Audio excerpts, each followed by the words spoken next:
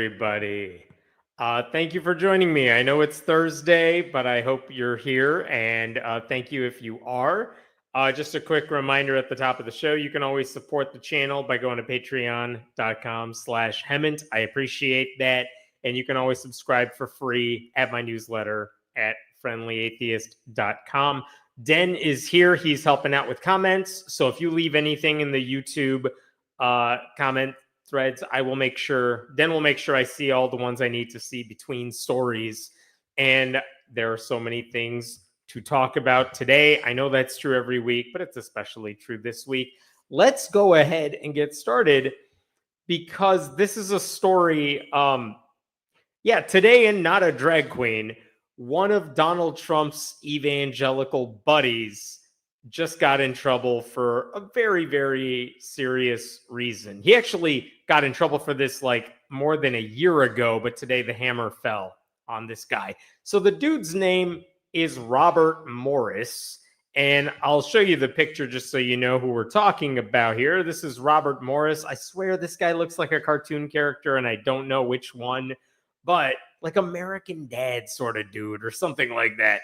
But this is Robert Morris. He is a megachurch pastor who has used his reputation to help Donald Trump get elected. I'll tell you what he did in a little bit, but I need to tell you why this dude is even important, okay? So when Donald Trump was trying to convince conservative Christians back in 2016 that they should support him, even though he was totally the opposite of everything they claimed to support, one of the things Trump did is he released a list of evangelical Christians who were advising him. This is the way one outlet put it. This is from Politico. Trump Evangelical Advisory Board features Michelle Bachmann and Jerry Falwell Jr. But one of the things, if you go down this list, and he had a lot of evangelicals, a lot of big name pastors, but on this list, there he is. There's Robert Morris, the senior pastor at Gateway Church, alongside Ralph Reed and James Robison and Paula White, who's still there today. So that's how big this guy was in the Trump world, that Trump thought, if I mention Robert Morris, this guy who has a mega church in Texas, that might help me win over a bunch of the white evangelicals I need.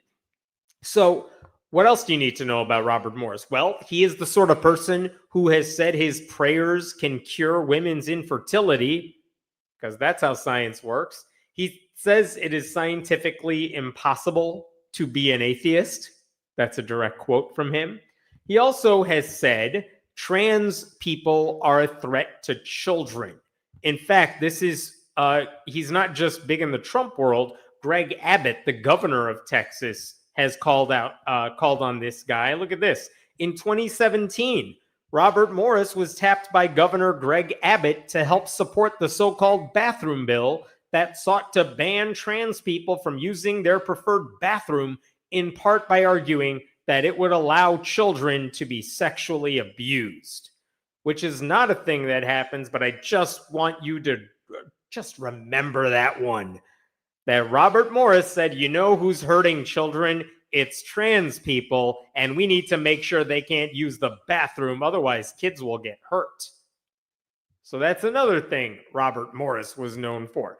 And by 2019, this guy, Robert Morris, had really hitched himself to the Trump train, the MAGA wagon, that this is from Johnny Moore, another pastor who's a friend of Trump, and he said, a privilege to meet with and pray with POTUS.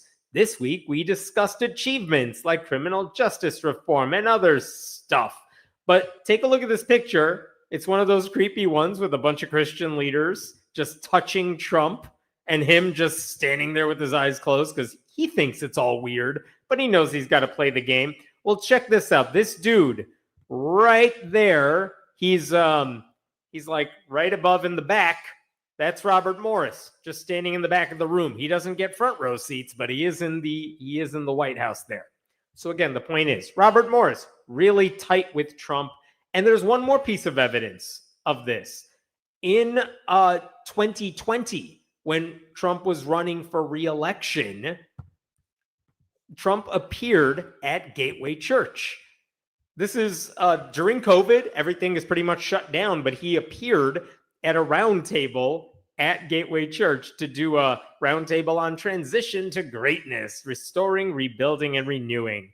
And this is from the White House printout at the time. One of the things Trump says here, as you could see, I want to thank pastors Robert Morris and Steve Doolin. They're great people with a great reputation. And if there's anything we know about Donald Trump, he's a great judge of character. So what do we know about Robert Morris? Great character, hates trans people because he wants to protect the children. You know where this story's going. Now, I made a video about this almost a year and a half ago, but basically the reason Morris amassed the sort of power that allowed him to be this close to the president of the United States is because he was able to hide what he had been doing for several decades. And we first learned about this like a while back. But the Wartburg Watch, a website that kind of is a watchdog for stuff that goes on in the church culture, they were the first, I believe, to report about this. And I'm going to try to tighten this up just to get to the point. But the story they broke is that Robert Morris was just a traveling evangelist in 1981 when he visited Tulsa, Oklahoma, and met with a family that happened to have an 11-year-old daughter, and her name is Cindy Clemishire. And I'm only telling you her name because she has gone public with this ever since.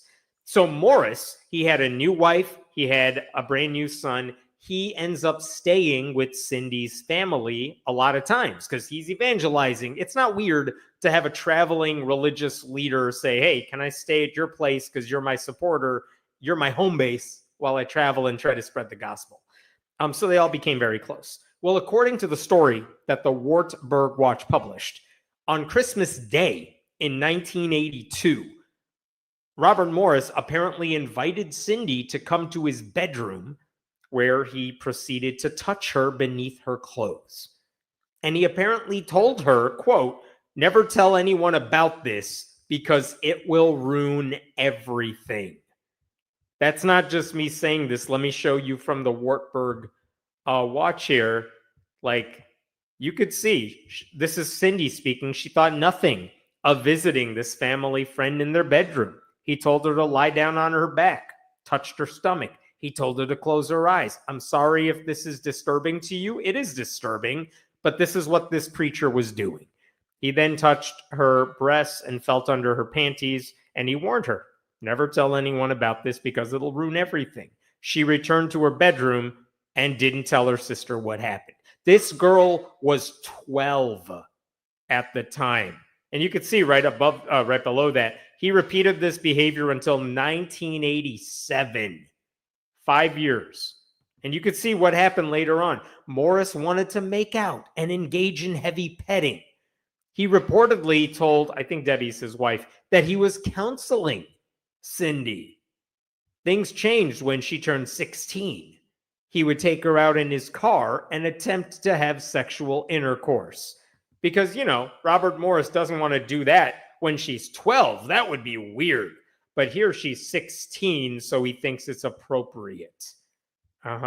So at some point here, according to the Wartburg Watch, Cindy, the girl, she confides in a friend who happened to know both families. Her friend said, you need to tell your parents, and she did. Oh my God, she told her parents. And her father was angry and called the head pastor of the church Morris was working at the time to report Morris and demanded Morris get out of ministry or he would call the sheriff. Pause right there.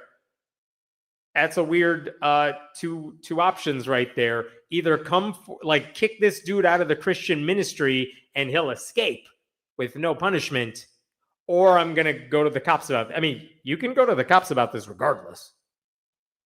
But anyway, Morris reportedly stepped down from the ministry for 2 years. So that's the history. That's what this dude did. And all of that would have stayed a secret. But one thing that was interesting is that she grew up. Again, this happened in the early 80s. And as she grew up, she figured out what happened to her. And you could see this in 2005. She obtained an attorney to file a lawsuit. Robert Morris's attorney responded by implying that they believed it was her fault because she was flirtatious. Let me repeat that. She was the one who was flirtatious. She was 12 when this started happening. And they're blaming her. It's very much the, well, what were you wearing defense. So she asked in this lawsuit for $50,000. And they said, we'll give you 25 as long as you never talk about this ever again. And she said no. And that's why she went public with this story after it became clear nothing was ever going to happen to Robert Morris. And well, after he became famous for just being close to Donald Trump. Like, it is so disturbing, the allegations that had come forth. But again, at the time, they were just allegations. This is Cindy telling her story for the first time. By the way, this is a side thing, but Morris has written several books, and in one of them, he talked about how he stepped down from ministry when he was in his mid-20s. That's about the time all this stuff with Cindy was happening.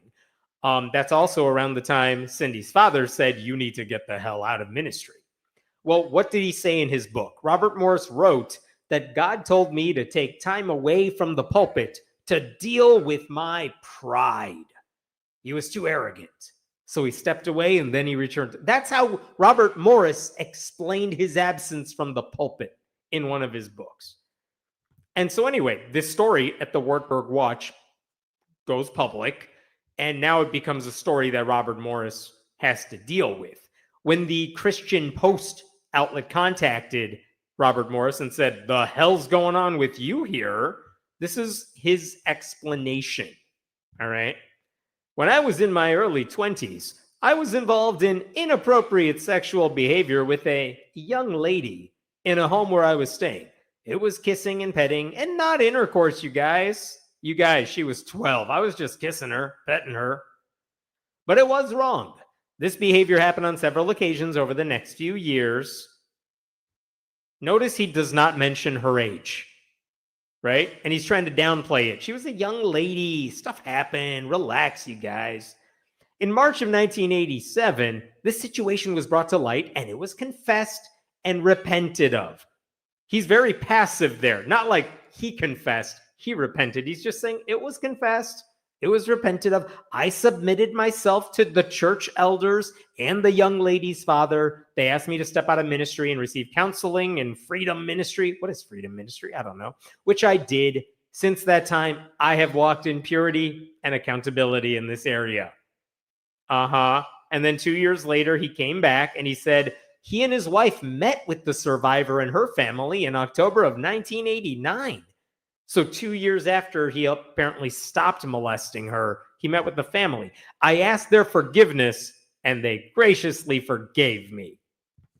That's how Robert Morris explained away what happened. Yeah, something bad happened with this young lady, but you guys, I got counseling from my church elders. I met with the family. They forgave me. I've been a good boy ever since, so relax, everybody.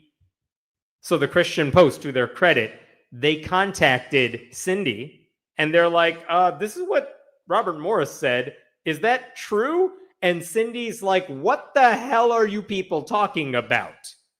The survivor made it clear to the Christian Post that Morris did not get her father's blessing to return to ministry. My father never, ever gave his blessing on Robert returning to ministry. My father told him he's lucky he didn't kill him. I am mortified that he is telling the world my dad gave his blessing. Of course, we forgive because we are called to biblically forgive those who sin against us. But that does not mean he is supposed to go on without repercussions. So that's kind of where this story left off at the time. There's one more thing to tell you of what happened like last year, which is that the Christian Post also reached out to the elders at Robert Morris's current church, the mega church, Gateway Church. And the elders said, you guys, relax. Robert Morris told us all this stuff about his past, and we believe he's been biblically restored. Pastor Robert has been open and forthright about a moral failure he had over 35 years ago when he was in his 20s and prior to him starting this church. He has shared publicly from the pulpit the proper biblical steps he took in his lengthy restoration process. How many of you believe that? Do you think he went to the pulpit and said, you guys, you know what I did back in the day? I saw this 12-year-old and she was flirting with me, so I reached under her panties. I'm pretty sure he did not say that to his congregation. But the church elders said, since the resolution of this 35-year-old matter, what the hell's wrong with you people going back to the past? There have been no other moral failures. He's walked in purity, and he has placed accountability measures and people in his life. The matter has been properly disclosed to church leadership. The elders had his back on this. They're like, stop harassing the guy who found our church and puts money in this church, etc., etc. I just to clarify, she was not a young lady. She was 12. She was 12. He said it was inappropriate. No, it wasn't inappropriate. It was criminal. And it wasn't just kissing and petting. Because again, according to Cindy, this guy, according to what she told that website, he touched every part of my body and inserted his fingers into me. That is what this woman said Robert Morris did to her when she was like a preteen, maybe a teen. And as she said, her father did not forgive Robert Morris later. So to what the elders said, it wasn't a moral failure. It was criminal sexual assault. He did not share publicly why he needed restoration. He didn't tell them the truth about what he did. And the fact that it happened 35 years ago was irrelevant, largely because this was not made public until the survivor told her side of the story, which she could only do because Robert Morris's lawyer tried to buy her silence, and she said no. By the way, the Catholic Church learned the hard way that guess what? Just because something happened decades ago doesn't mean you're going to be let off the hook. Right? And I don't know why we're just supposed to believe Robert Morris has had no other moral failures since, because guess what he did with the big moral failure that we now know about? He covered it up. So who's to say he didn't just cover up other things he did in the future? There was just no accountability of any kind here. So when that story first broke, Robert Morris was still the senior pastor and founder of Gateway Church. He wasn't facing any punishments from the church, much less criminal charges. But after that story began spreading, it was announced that he was going to resign. This is from June of 2024 last year. This is a tweet. Robert Morris has resigned from Gateway Church. And basically, the board of elders said, all right, we accept his resignation. We've retained a law firm to conduct an independent, thorough, and professional review of whatever happened between 1982 and 1987. Yada, yada, yada. We're heartbroken. They don't care. So Robert Morris resigned. And honestly, I had not heard much from that dude ever since. That investigation did take place, by the way. Some law firm conducted a review, but a lot of the people Robert Morris worked with since like 1982, they're no longer alive or they're no longer able to be found. So like they couldn't testify about anything. Robert Morris himself did not choose to participate in the investigation. So we don't even know his side of the story. But when the investigation was finally completed, the church announced that three of their elders, all but three of their elders apparently knew what Robert Morris had done before all this stuff was made public, and those people were kicked out of the church as well.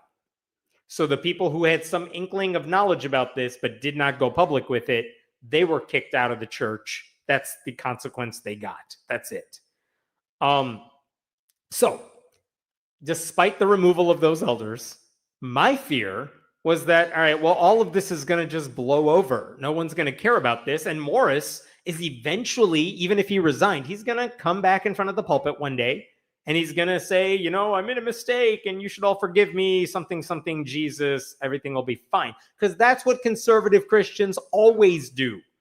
Pastors always admit, like, yeah, I did the assault a long time ago, but like, come on, you guys, I was forgiven. I wasn't really a Christian at the time, but now I am, so you can forgive me. There's never any mention of the people they hurt, no details about their immorality, no consequences. This is a guy who has spent years preaching about sexual ethics and sin and consequences. And then he promoted a presidential candidate who did all the things Robert Morris urged other people not to do because Christians like him have a religion of hypocrisy. And in all that time he was doing all that shit, he was hiding this secret from everybody. Right? So that's your backstory. Why am I bringing all this up? Because apparently last week, there were 2 days of testimony in front of a grand jury in secret. Did not know this was happening. It was taking place in Oklahoma. The Oklahoma Attorney General, Gentner Drummond, he's one of those Republicans who's been a surprising supporter of church-state separation. That guy convened a grand jury to take this guy down because those crimes happened in Oklahoma, not Texas. And so they met with the grand jury, and the grand jury this week, this is the headline from Wednesday. This is from the Attorney General's website in Oklahoma. Multi-county grand jury indicts Texas megachurch founder on multiple counts of lewd or indecent acts with child. And the thing I just want to highlight for you here, this is Gentner Drummond. There can be no tolerance for those who sexually prey on children. This case is all the more despicable because the alleged perpetrator was a pastor who exploited his position. The victim in this case has waited far too many years for justice to be done. And then he notes this at the very end. The statute of limitations is not applicable in this case because Morris wasn't a resident or inhabitant of Oklahoma at any time. There were people who said, if you're going to go after this guy in Oklahoma, it happened 35 years ago, your time limit has run out. And Drummond is saying here, guess what? The clock never started because this dude never lived in my state. So they did go after him. And this grand jury indicted him. And I want to show you what they actually said, because this is what they put out. This is in the Supreme Court of the state of Oklahoma. Look at this. 5 indictments of lewd or indecent acts to a child. 5 counts. They said this guy needs to be indicted. We have enough evidence that he did this stuff. And just to lay out what they said, there's 5 of them, right? Here's what they said. Christmas Day, 1982, Robert Morris touched the breasts and vaginal area of the victim. She was 12 at the time. Then they said 2 days later, this is count 2, 2 days later, Morris removed her clothes and looked at her breasts and vaginal area in a lewd or lascivious manner. Number 3, sometime between January of 1983, just like weeks later, he touched the girl's breasts and vaginal area in a lewd or lascivious manner. Again, this is a separate incident. Count number 4 says sometime between January of 1983 and January of 1985, in that 2-year span, he touched the girl's breasts and vaginal area in a lewd or lascivious manner while parked in a car. And the 5th count says that between that 2-year span, not only did he touch her body and private parts in a lewd or lascivious manner, it says he did it by, quote, removing her clothing and rubbing his body, including his penis, covered by his clothing, against her body, including her leg, while parked in a car. It's all laid out in that document that Robert Morris has now been indicted. Like, that's what they're talking about. The grand jury got enough information where they said, on at least these 5 times, we believe this stuff happened. And you can go after this guy. That's why he's indicted. This all started when this woman was 12. She is now 54. She's a grandmother. And when the Christian Post reached out to her this week and they said, hey, this dude's been indicted, do you have anything to say about it? This is what she said. And my God, the courage of this woman. This is Cindy. After almost 43 years, the law has finally caught up with Robert Morris for the horrific crimes he committed against me as a child. Now it's time for the legal system to hold him accountable. My family and I are deeply grateful to the authorities who have worked tirelessly to make this day possible and remain hopeful that justice will ultimately prevail. Like, my God. So here's the question. What happens now? This guy's been indicted. What does that exactly mean? Well, if you remember about Donald Trump got indicted for crimes. And guess where that dude is now? Not in jail. So what happens now is this just begins a process that is underway. So this is from NBC News right here. Here we go. Morris was not in custody Wednesday, a spokesperson for the Attorney General's office said. Charges will be entered Thursday in Osage County, and a judge will set an initial appearance in bond. The Oklahoma Attorney General's office will work with his attorneys for him to surrender himself. And then look at this. The charge of lewd or indecent acts on a child is a felony, punishable by up to 20 years in prison. Up to 20 years. This guy got indicted on 5 charges. He faces up to 100 years behind bars. Up to. So the downside of that is, what's the least amount of time he could face in prison? Maybe nothing. I don't know. At most 100 years, he could spend the rest of his life behind bars. We just don't know. But this is where the fight goes next. You know, plenty of white evangelical leaders have escaped serious consequences for their crimes. The reason this one made so many headlines yesterday and today is because it looks like, for once, one of these sex predators who happens to work in a Christian church actually got punished, it seems, for what he did. And not like by the church elders, they're not going to do anything, but by like actual people with power. And the question now is he actually going to get punished? Or is this just temporary where he gets a slap on the wrist? You know, the funny thing is, last week, I saw another story of Robert Morris in the news. You know why he was in the news last week? Because I didn't even know the secret grand jury was happening. Because 4 former members of his church, were suing him and his church because back in the day, one of the ways Robert Morris tried to gin up publicity for himself, check this out. He said that if you are not happy with the way his church is using your money, your tithe money, he'll give it back to you. And they sued him because they're like, we want our money back and you didn't give it to us. The church members contend that despite repeated promises from Morris and other leaders that congregants would get a refund of their tithes if they weren't happy with the results of their donations, Gateway Church leaders refused to honor that promise. Robert Morris and Tom Lane promised on multiple occasions that if the congregation is not happy with the use of its money, it can get the money back. He literally publicly announced a money-back guarantee on tithing in 2022. And then these people are like, I want the money back. And Robert Morris is like, too bad, I spent it. That's why this guy was in the news, because he lied to his congregation about giving the money back. And now this week we find out, oh, right, he also lied about the whole molesting thing he did 35 years ago. So just a total piece of garbage, this dude. But maybe there's some consequences now. We'll see. I hope. But I mean, my God, kudos to Cindy for telling this story and starting the ball rolling to get justice against this guy. And I think it's worth noting, this is one of the dudes Donald Trump pointed to and said, if you like him, you're going to love me. This is one of Donald Trump's like character witnesses. Like, Robert Morris vouches for me, so I got to be a good guy. And now we find out Robert Morris was a monster, which totally tracks. All right, what questions we got here?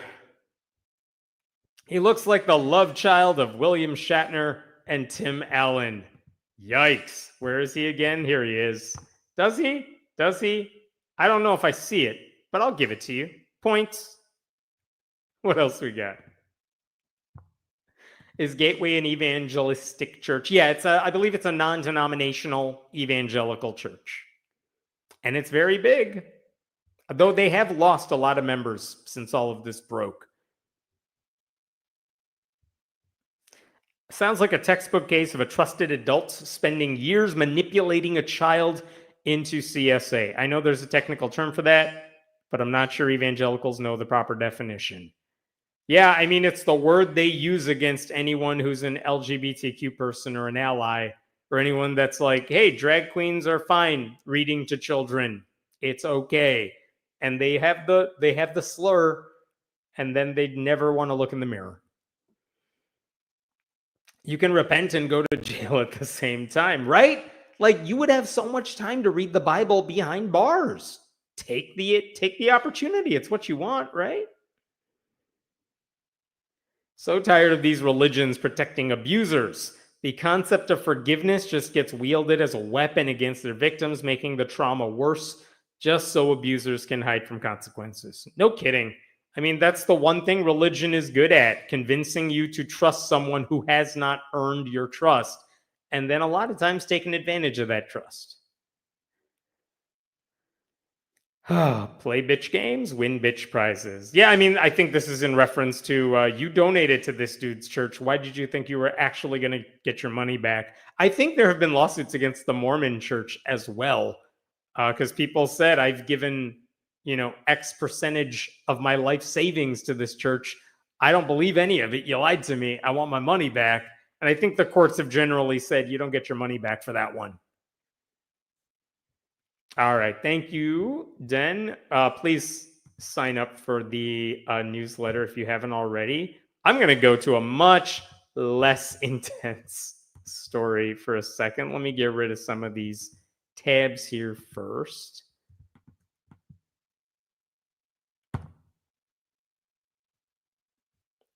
All right.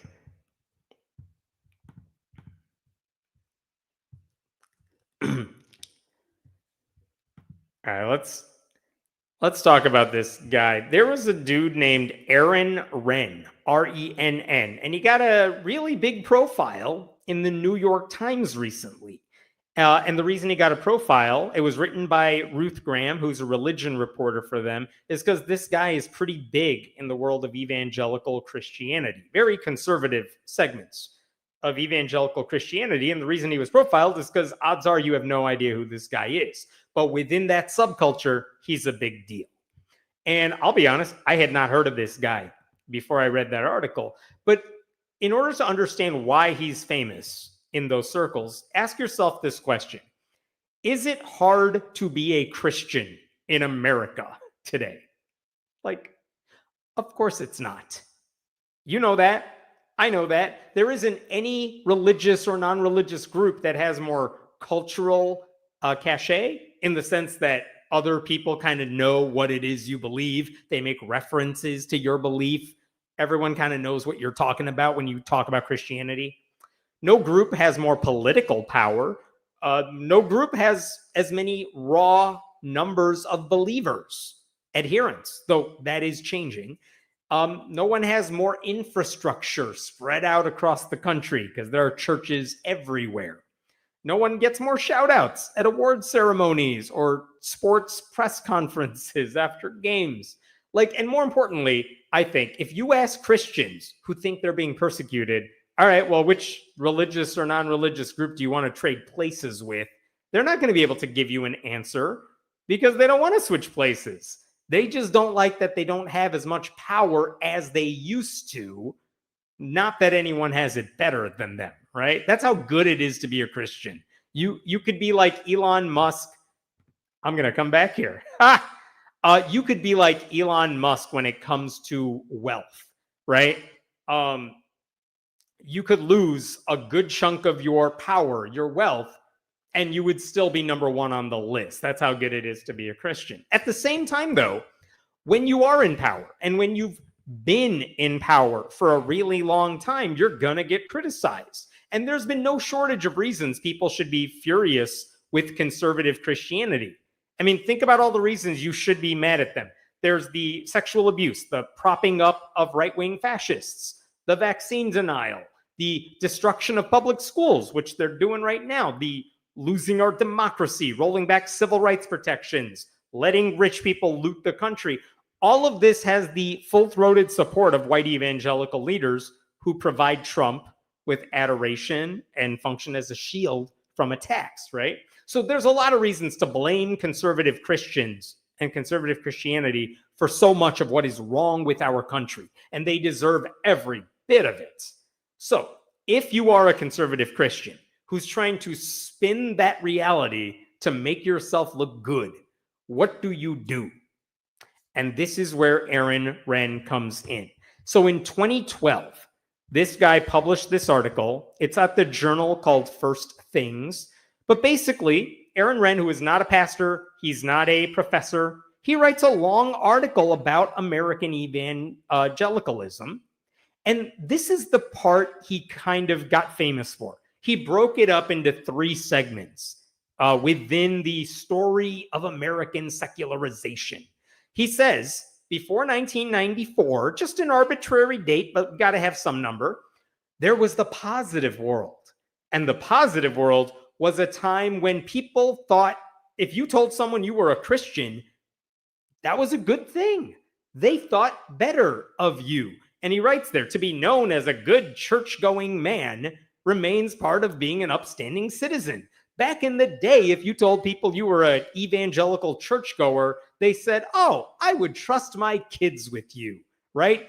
And if you say you're a Christian, he writes, it's a status enhancer. And Christian moral norms, those are the morals everyone gets behind, right? And if you don't do what Christians say, that's bad. So that was the positive world that Aaron Renn is writing about. Then he says between 94 and 2014, they lived in a neutral world where Christianity did not grant you privilege. It might have been good, it might have been bad. Saying to people that you were a Christian could go either way. That's what he meant by neutral world, but this is the big one. He says since 2014, Christians live in a negative world. And that means society, if you tell people you're an evangelical Christian, they look at you like, oh, I'm sorry. What is wrong with you? 2014, by the way, is, I think, the year before the Obergefell ruling made marriage equality legal nationwide. And so he's saying, like, right when that was on the horizon, that's kind of the peak of it's pretty bad to be a Christian because Christian morals are the bigot morals. Christian values are like purity culture and putting down women and all the stuff they are totally deservedly known for. So what does he write? At this point in the negative world, being known as a Christian is a social negative, particularly in the elite domains of society. Christian morality is expressly repudiated and seen as a threat to the public good and the new public moral order. Subscribing to Christian moral views or violating the secular moral order brings negative consequences. It's a long way of saying, hey, Christians, we are currently in the bad place. That's what he was writing. And he made the argument that things are really bad these days for Christians. Now, maybe he writes there are ways to overcome that. This is what we can do to get out of the bad place, the negative world. But it's going to take some work. But this is what he became famous for. And as he said that, there have been, let me share this from the New York Times article. Why is this so popular? Here's what the New York Times said. Negative world is now the dominant framework for many people trying to understand their place in contemporary America. The idea has inspired conferences, sermons, and countless response essays and blog posts. A reviewer in Christianity Today called it among the most thought-provoking ideas pertaining to American evangelicalism this century. I'm going to take a question really quick because I think I didn't mention this. What's with the 1994 cutoff? I believe that's the year like Newt Gingrich came into power with conservative Christians and really merged the Republican Party with conservative Christianity. And that's when people were like, wait, Republicans are bad people. And now Christians, you're in bed with them. And I don't like that. So that's, I think, where that cutoff came from. What else does the New York Times say? Negative world has turned Mr. Renn into a kind of Malcolm Gladwell of conservative Christianity, a skilled taxonomist known for distilling and naming a phenomenon that many were feeling, but none had articulated. Which is weird because that thing already has a phenomenon. It's like a lack of self-awareness. You could have just said that. Christians are in a bubble and have no idea why everyone hates them. You don't need a special name for that. Not surprising to anybody, in that New York Times article, the reporter pointed out that Aaron Renn was influenced by the right-wing manosphere, the dudes who are like uber confident, even though they have horrible ideas, they're misogynistic. And Aaron Renn loves these dudes. He figures they are far more effective and correct on a whole bunch of issues than conservative Christian preachers who are like weak in his view. Like those manosphere podcast hosts are super alpha, and evangelical pastors have gone beta, and we need to fix that. And one of the things he points out, like, what do you do when you live in a negative world? This is kind of where people are going with this. On the Christian right, then, a thesis is emerging. If conservative Christians are no longer a moral majority, but a moral minority, they must shift tactics. They ought to be less concerned with persuading the rest of the country they are relevant and can fit perfectly well in secular spaces. They don't. Instead, they must abandon mainstream institutions like public schools and build their own alternatives. They must pursue ownership of businesses and real estate, and they must stop triangulating away from difficult teachings on matters like sexuality and gender differences, resilience over relevance. In plain English, the way you respond to the negative world framework is Aaron Renn and his followers like Rod Dreher, they all say, Christians, we just need to make our own bubbles and live in them. Don't try to fit in with the rest of these heretics. Just form your own chambers, make your own schools, live in your own world. And that's their solution. We're better off without the rest of them, which is hilariously not true, and they would find that out before long. But also, cool, that would be great. That would be amazing if those Christians got out of the secular space and lived in their own enclaves. But instead, what do? Some of them want to live in a bubble, but in order to do it, they want to take the resources from the rest of us. They want to control the government and then force the rest of us to live in that bubble that they want to create for themselves, which is a horrible idea. And they want to make sure we really, really hate LGBTQ people. That's their solution. If they do that, then it won't matter if no one likes Christianity, because they don't think there's a way to fix that. I mean, the way to fix that is don't be bigots. Follow the science. There's a lot of ways to not be the people everybody hates. They don't want to do any of those things. No. They want to be bigots and have everyone like them. And if you don't like them, well, too bad. They're just going to live in their separate safe spaces and then mock everyone else for wanting safe spaces. I don't know. But this is what they want to do.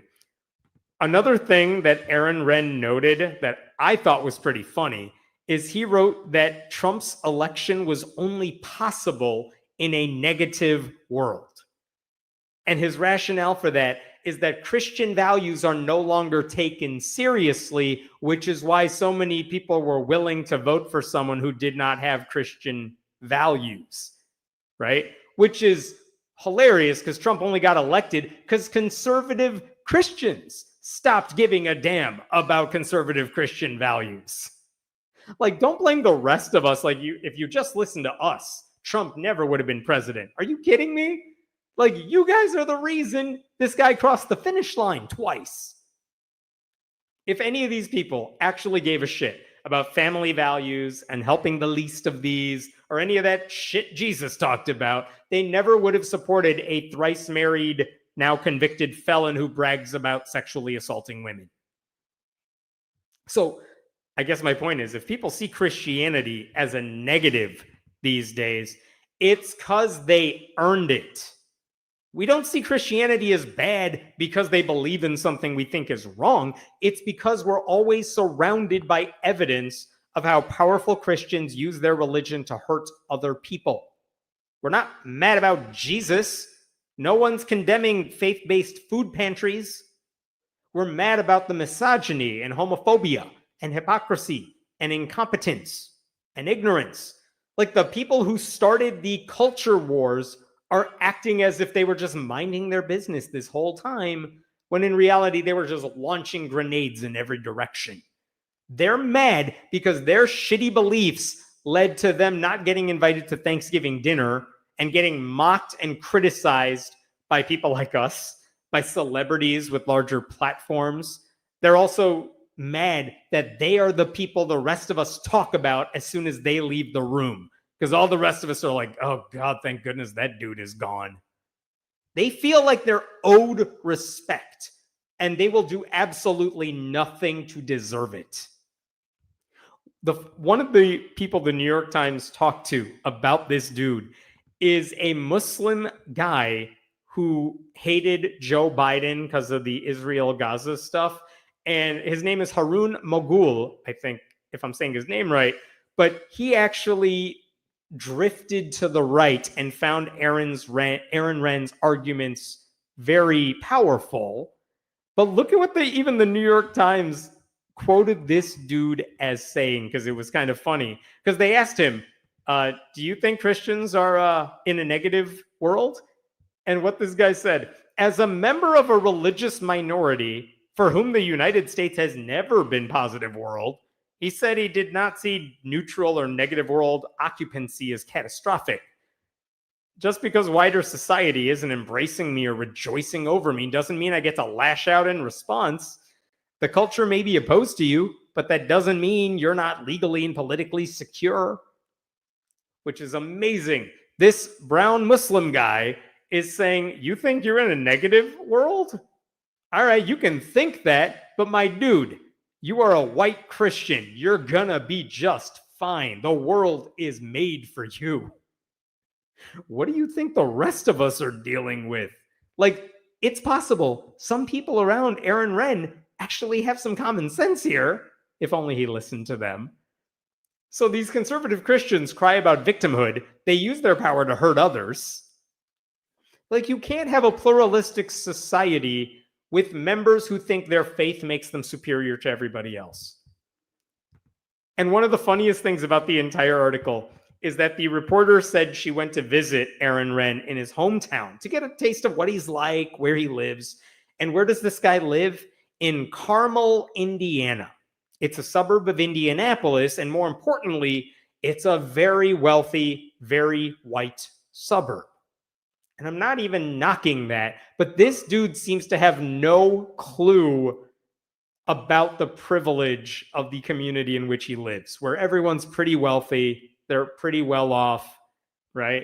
And this is what this guy said, which again, I just found funny because this guy has no self-awareness whatsoever.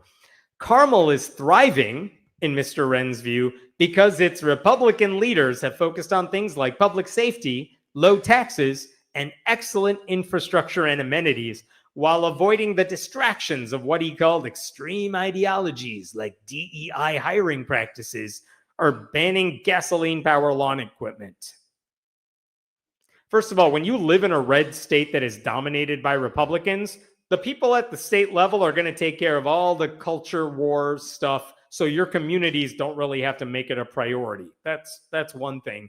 Second thing is, when you live in a relatively wealthy area, crime is going to be lower. That is how poverty works, or the opposite of poverty works, right? And you're not going to have a lot of DEI hiring practices in a place like Carmel. You know why? Because I looked it up. Fewer than 4% of the population is Black. It's a very overwhelmingly white area. So DEI is probably not something they spend a lot of time doing over there. Later on in the piece, or rather somewhere else, Aaron Renn said, Carmel has diversity that works, which is a hilarious thing to say when there is very little diversity in your community. Like, it would be much more persuasive if someone who is in a racial or sexual or religious minority said, yeah, Carmel, Indiana, we have diversity that works. But no, when the white wealthy Christian says it, it just doesn't mean much. So this is the dude who's getting all this attention for the thing he said about Christians having it really hard today. And he just has no self-awareness about anything he's doing. He wants to give conservative Christians credit for a country that has been ruined by conservative Christians. And now he wants to give Republicans credit for a country that has been ruined by Republicans. His entire professional career is all about ignoring his own privilege.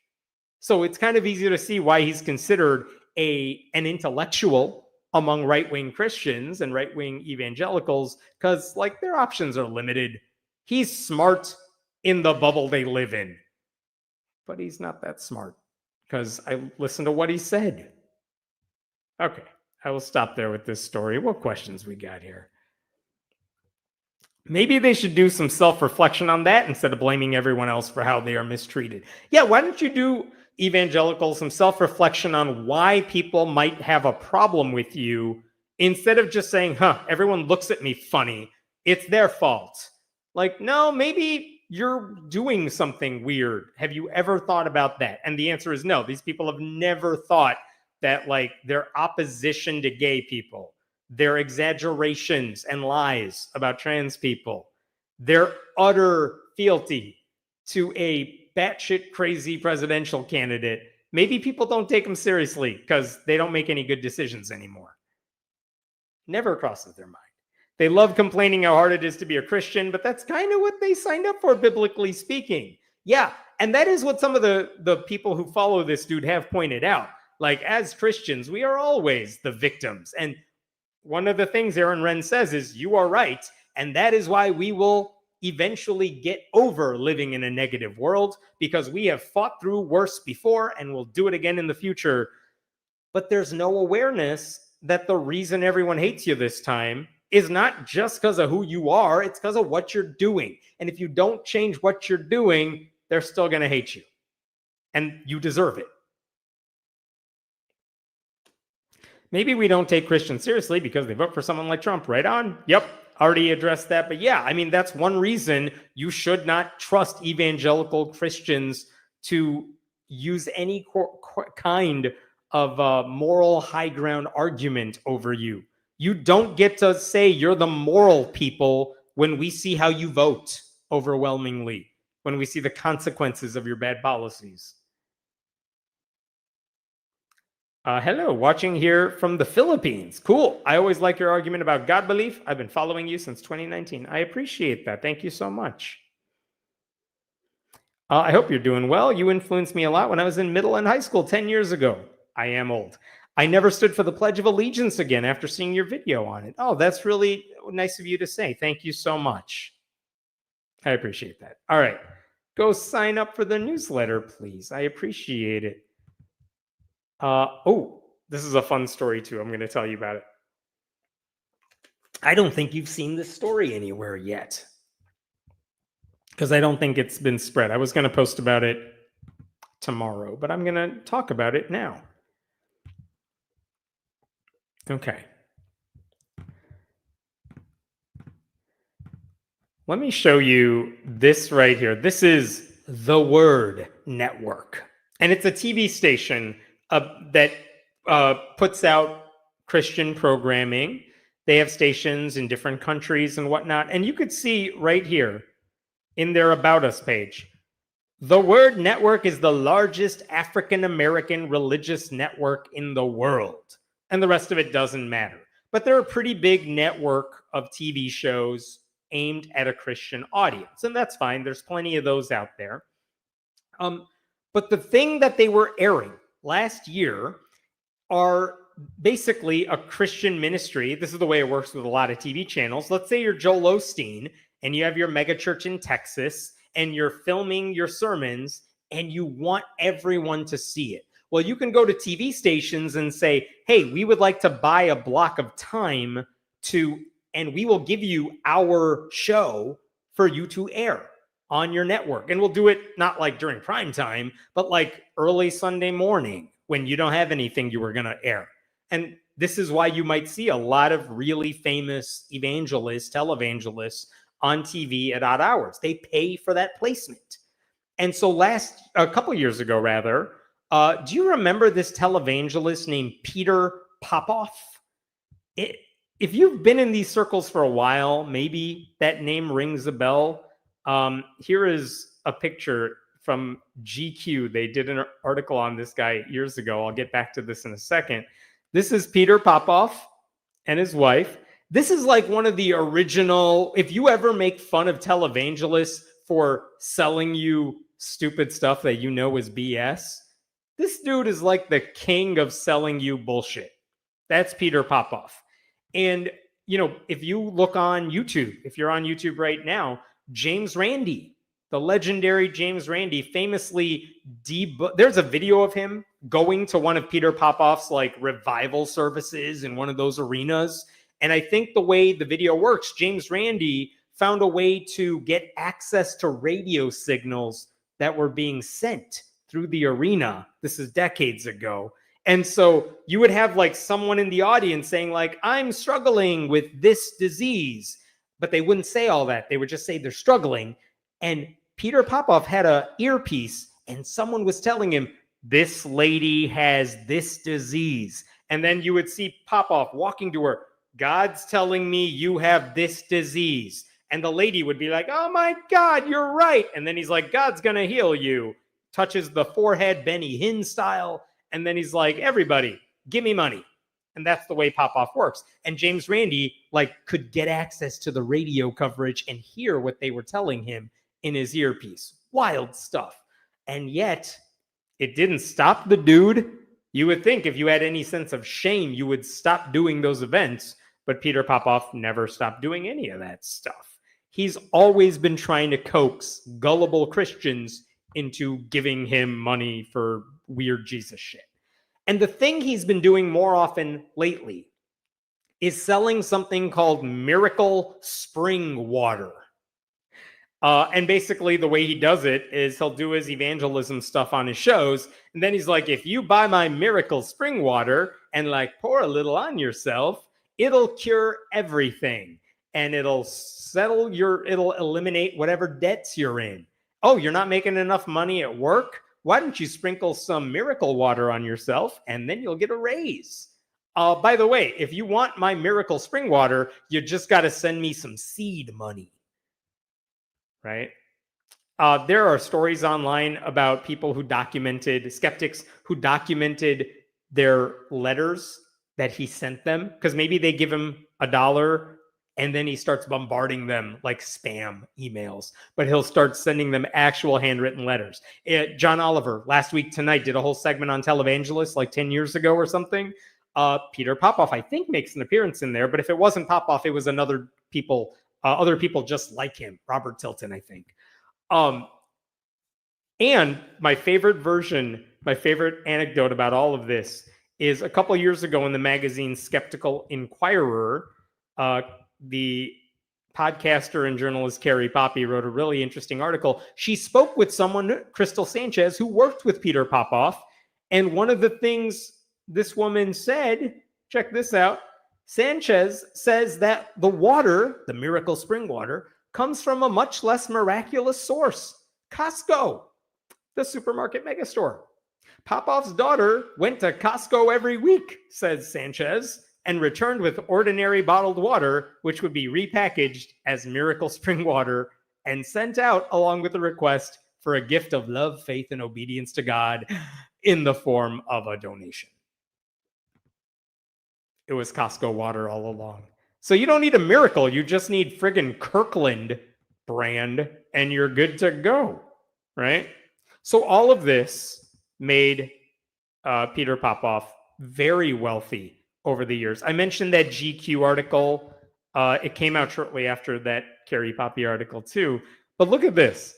According to publicly available IRS forms, by 2003, Popoff's new organization was netting over $9 million a year.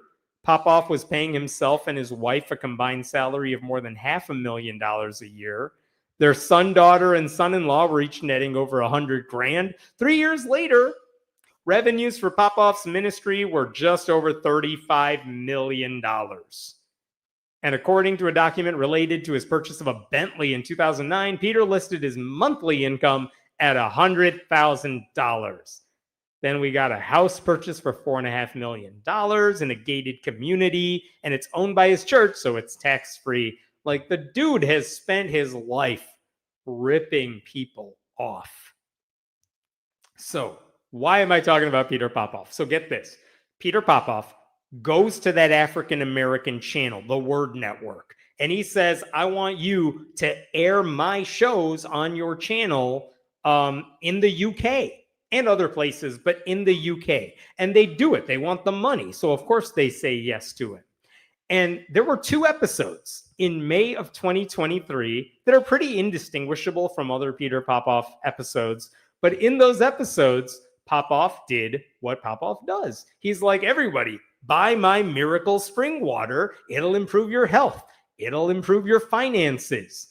And this is not some vague claim that if you believe in Jesus, your life will get better, because that's hard to prove or disprove. He's saying, no. Buy my miracle water. It will fix you. It will cure you. Like, that's how serious this stuff was. Okay? And what happened is after those shows aired, there was a complaint to the UK version of the FCC. It's called Ofcom, and it's the government agency that basically regulates what you're allowed to put on television. And Ofcom found out what the Word Network was airing, and they're like, you're not allowed to do this. And they actually issued a whole report. This is a 9-page report that came out like last December. And they said, what happened in that first show in May of 2023? And they have this quotation from the show, from Popoff. I want you to know, when you anoint your hands with the miracle spring water, I want you to anoint both sides of your hands. You're going to see that everything that you touch is going to prosper, grow, and be blessed. Blessed in such a way that you will be awed, that you will be shocked, that you will be amazed. God will bless the works of your hands, bless your business, bless whatever you touch. And Liz, we're just going to see miracle after miracle after miracle. And later on, he says, sickness is going to disappear. Supernatural miracle money is going to come to you from unexpected sources. Get ready. So that's what Peter Popoff said in that episode. And the next day, the same network aired a different episode where he basically did the same thing. I won't read this whole one, but he basically said, look at the last line, the people of God are going to be astonished to see how literally the windows of heaven are open and miracles take place in their lives.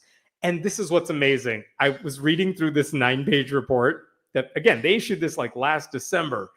They went through and said, like, you know how when you have an infomercial, they cut away to like a commercial with a bunch of real people giving testimonials? They showed what they said. Let me pull this up really quick. They showed some of those testimonials from people, and it just got insane. Look at this. This is a conversation that took place in that second show. This is with like a live studio audience. And I think that's his wife, Liz Popoff. And her grandmother was very sick. What was that? Lady in the audience. Yeah, she was diagnosed with stage 4 lung cancer in January. Peter Popoff, stage 4 lung cancer? Yeah. And she was wasting the worst kind of lung cancer, says this woman. And she was wasting away. Yeah, she only weighed about 100 pounds after radiation. So I started writing to you, Peter Popoff. We were writing since June, and all types of things have happened, but this is the most important. Now she's at 126. So she's gained weight. That's a good thing. Before, she was bedridden. She couldn't operate her limbs. She couldn't move. She couldn't do nothing for herself. Now she's home. She's like 126 pounds. She's dancing. She's running up and down. She's playing bingo again.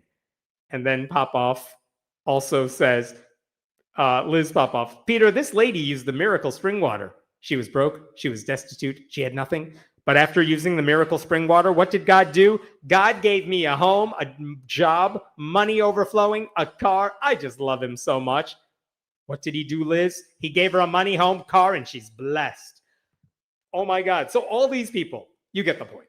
There's a lot of these testimonials of people who say, I talked to you, Peter Popoff. You sent me a letter. My grandmother's lung cancer was cured. I used your miracle spring water. I got rich. I got a new car. Like, Dr. Oz doesn't shill bullshit like this guy did. And so this is what he was doing over and over again. In that report, among the things they said, someone said, I used the miracle spring water and got $64,000, just fell into my lap. Another said his daughter had problems with her intestine and doctors had no clue what was wrong, but the miracle water healed her. They said the miracle water cured a man of his drug and alcohol addictions. It canceled someone else's student loan debt. It got rid of someone's diabetes.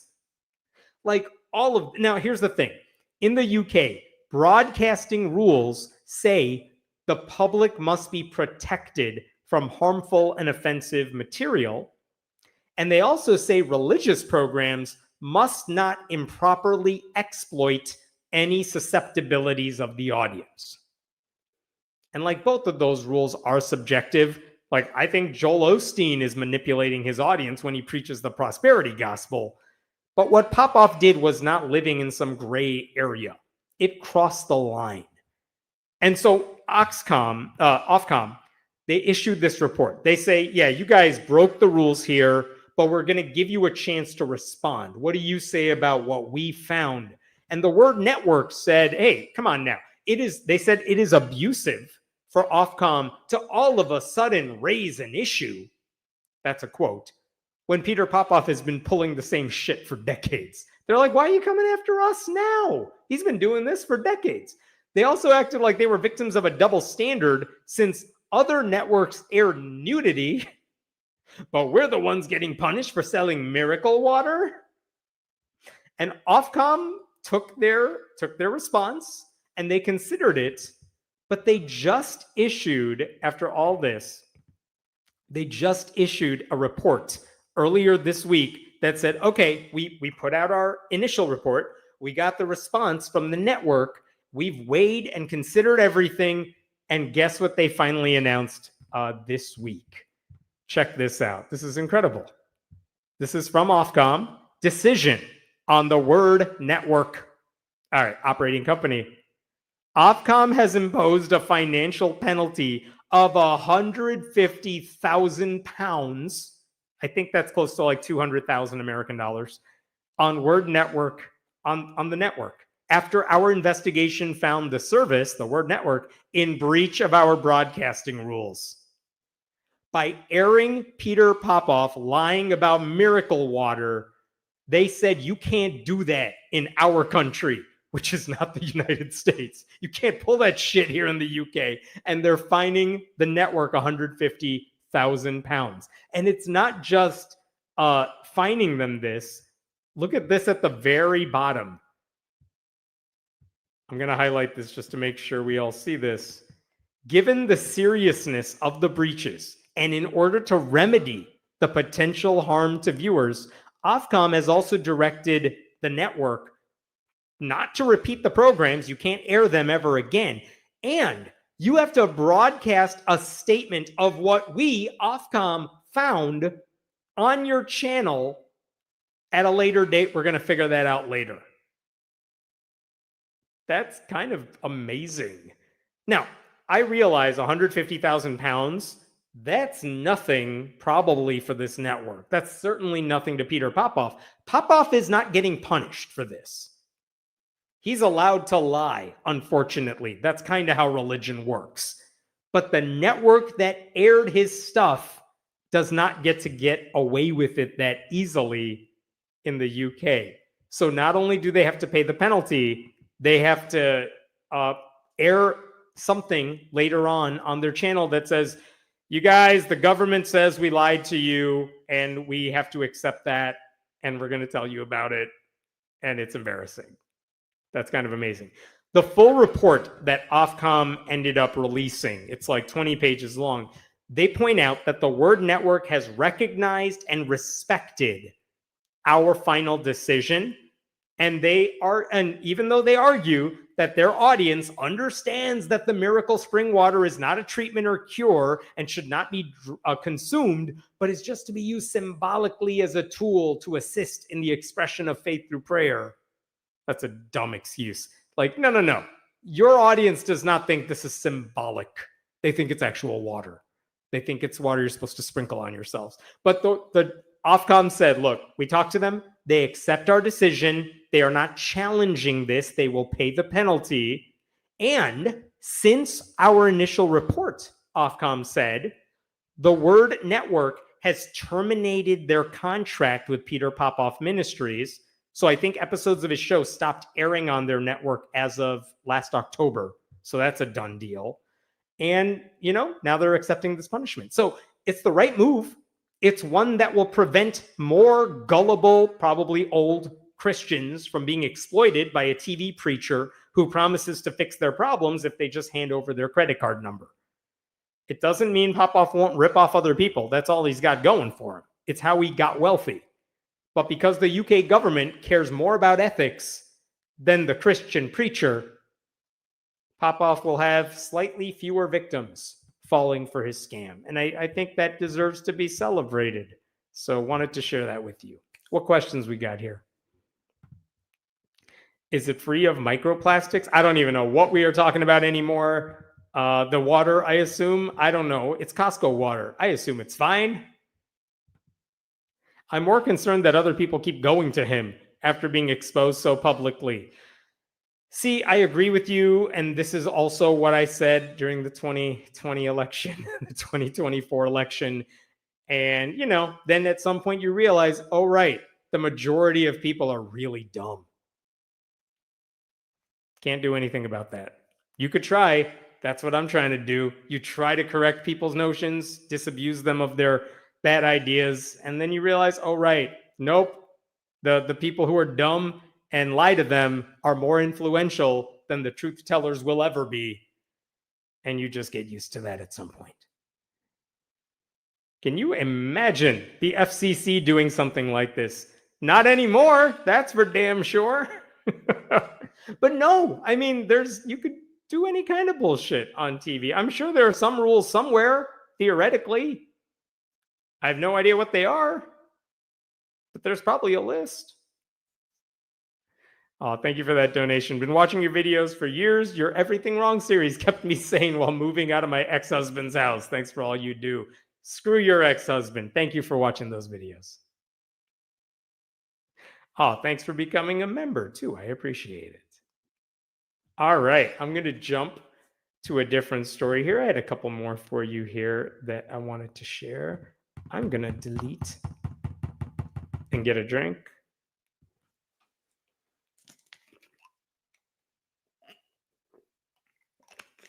Today, I have red.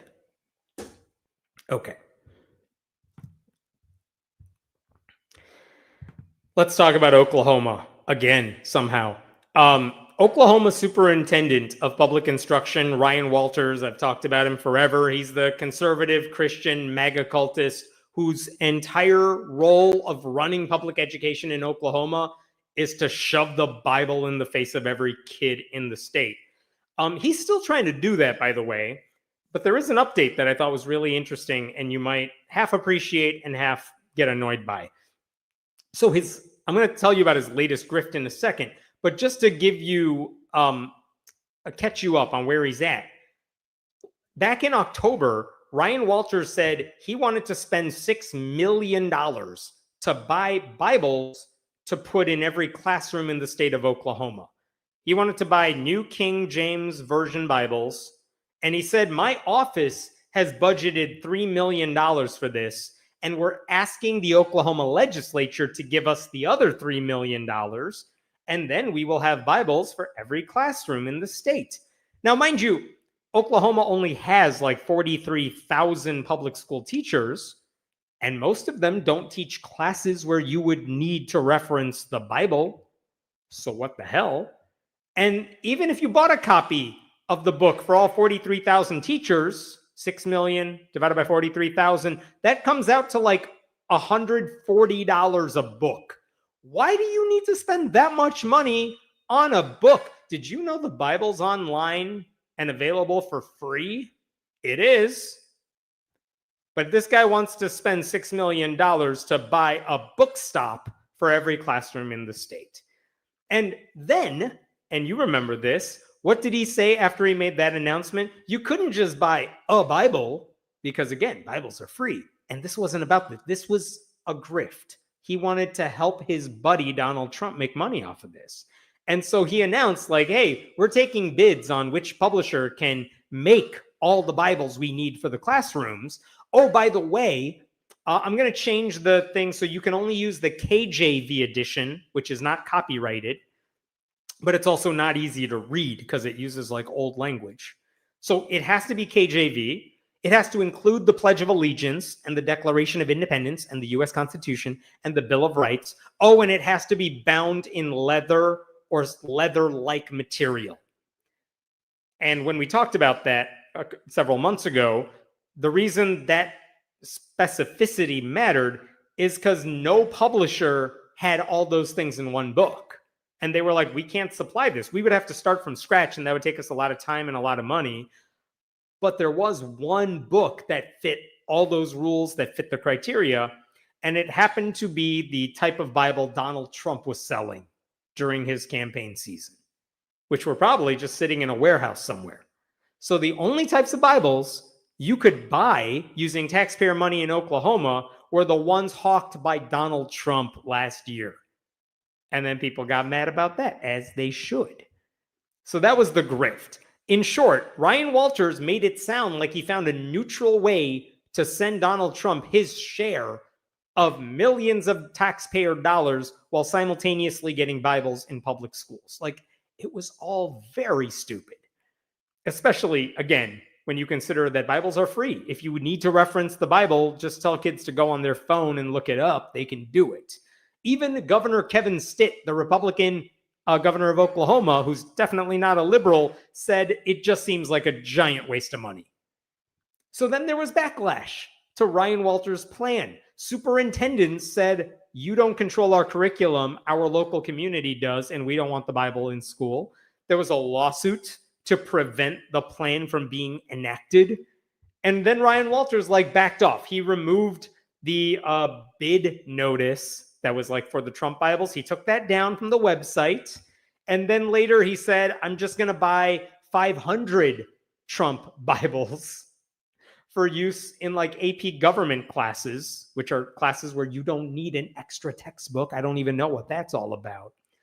But the reason I bring all this up and catch you up on this is because now we have updates on this story. One of them is that last week, remember Ryan Walters wanted the legislature to give him $3 million to buy these books? Well, the Senate Education Appropriations Subcommittee had their meeting recently to discuss what the budget's going to be for education. And guess what they did about the $3 million Ryan Walters wanted? They just didn't even put that on their list. They didn't really discuss it. They didn't talk about it. They just moved on like it never happened. They did not give him the $3 million, and they really didn't even act like he requested it. That was kind of amazing. So there was that budget request. And by the way, you could even, I'm going to show you, this is actually the budget request that Ryan Walters made to the legislature. Name of request, Bibles in schools. Type recurring every year. How much money do you want for 2026? $3 million. Why? It's funding to provide KJV Bibles to all Oklahoma classrooms, grades 5 through 12. And the Senate Education Committee is like, yeah, we're not doing that. Not doing it. Not at all. So that's kind of amazing and wild and good. Let me show you what one lawmaker said about this. And oops, for some reason, I have lost this. But one Democratic lawmaker said about all this. Here we go. Check this out. There's not enough money to set aside for the $3 million if it's going to end up in a big lawsuit or perpetuate a lawsuit. This is from Democratic State Senator Mary Boren. It's really, sincerely, not a priority of Oklahomans. Oklahomans are very familiar with the Bible. They're very dutiful in picking their pastor, youth group leaders, and Sunday school teachers. When you really listen to the people, they're just not in favor of having the government involved in that.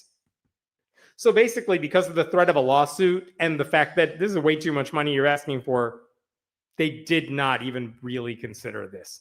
So that's amazing.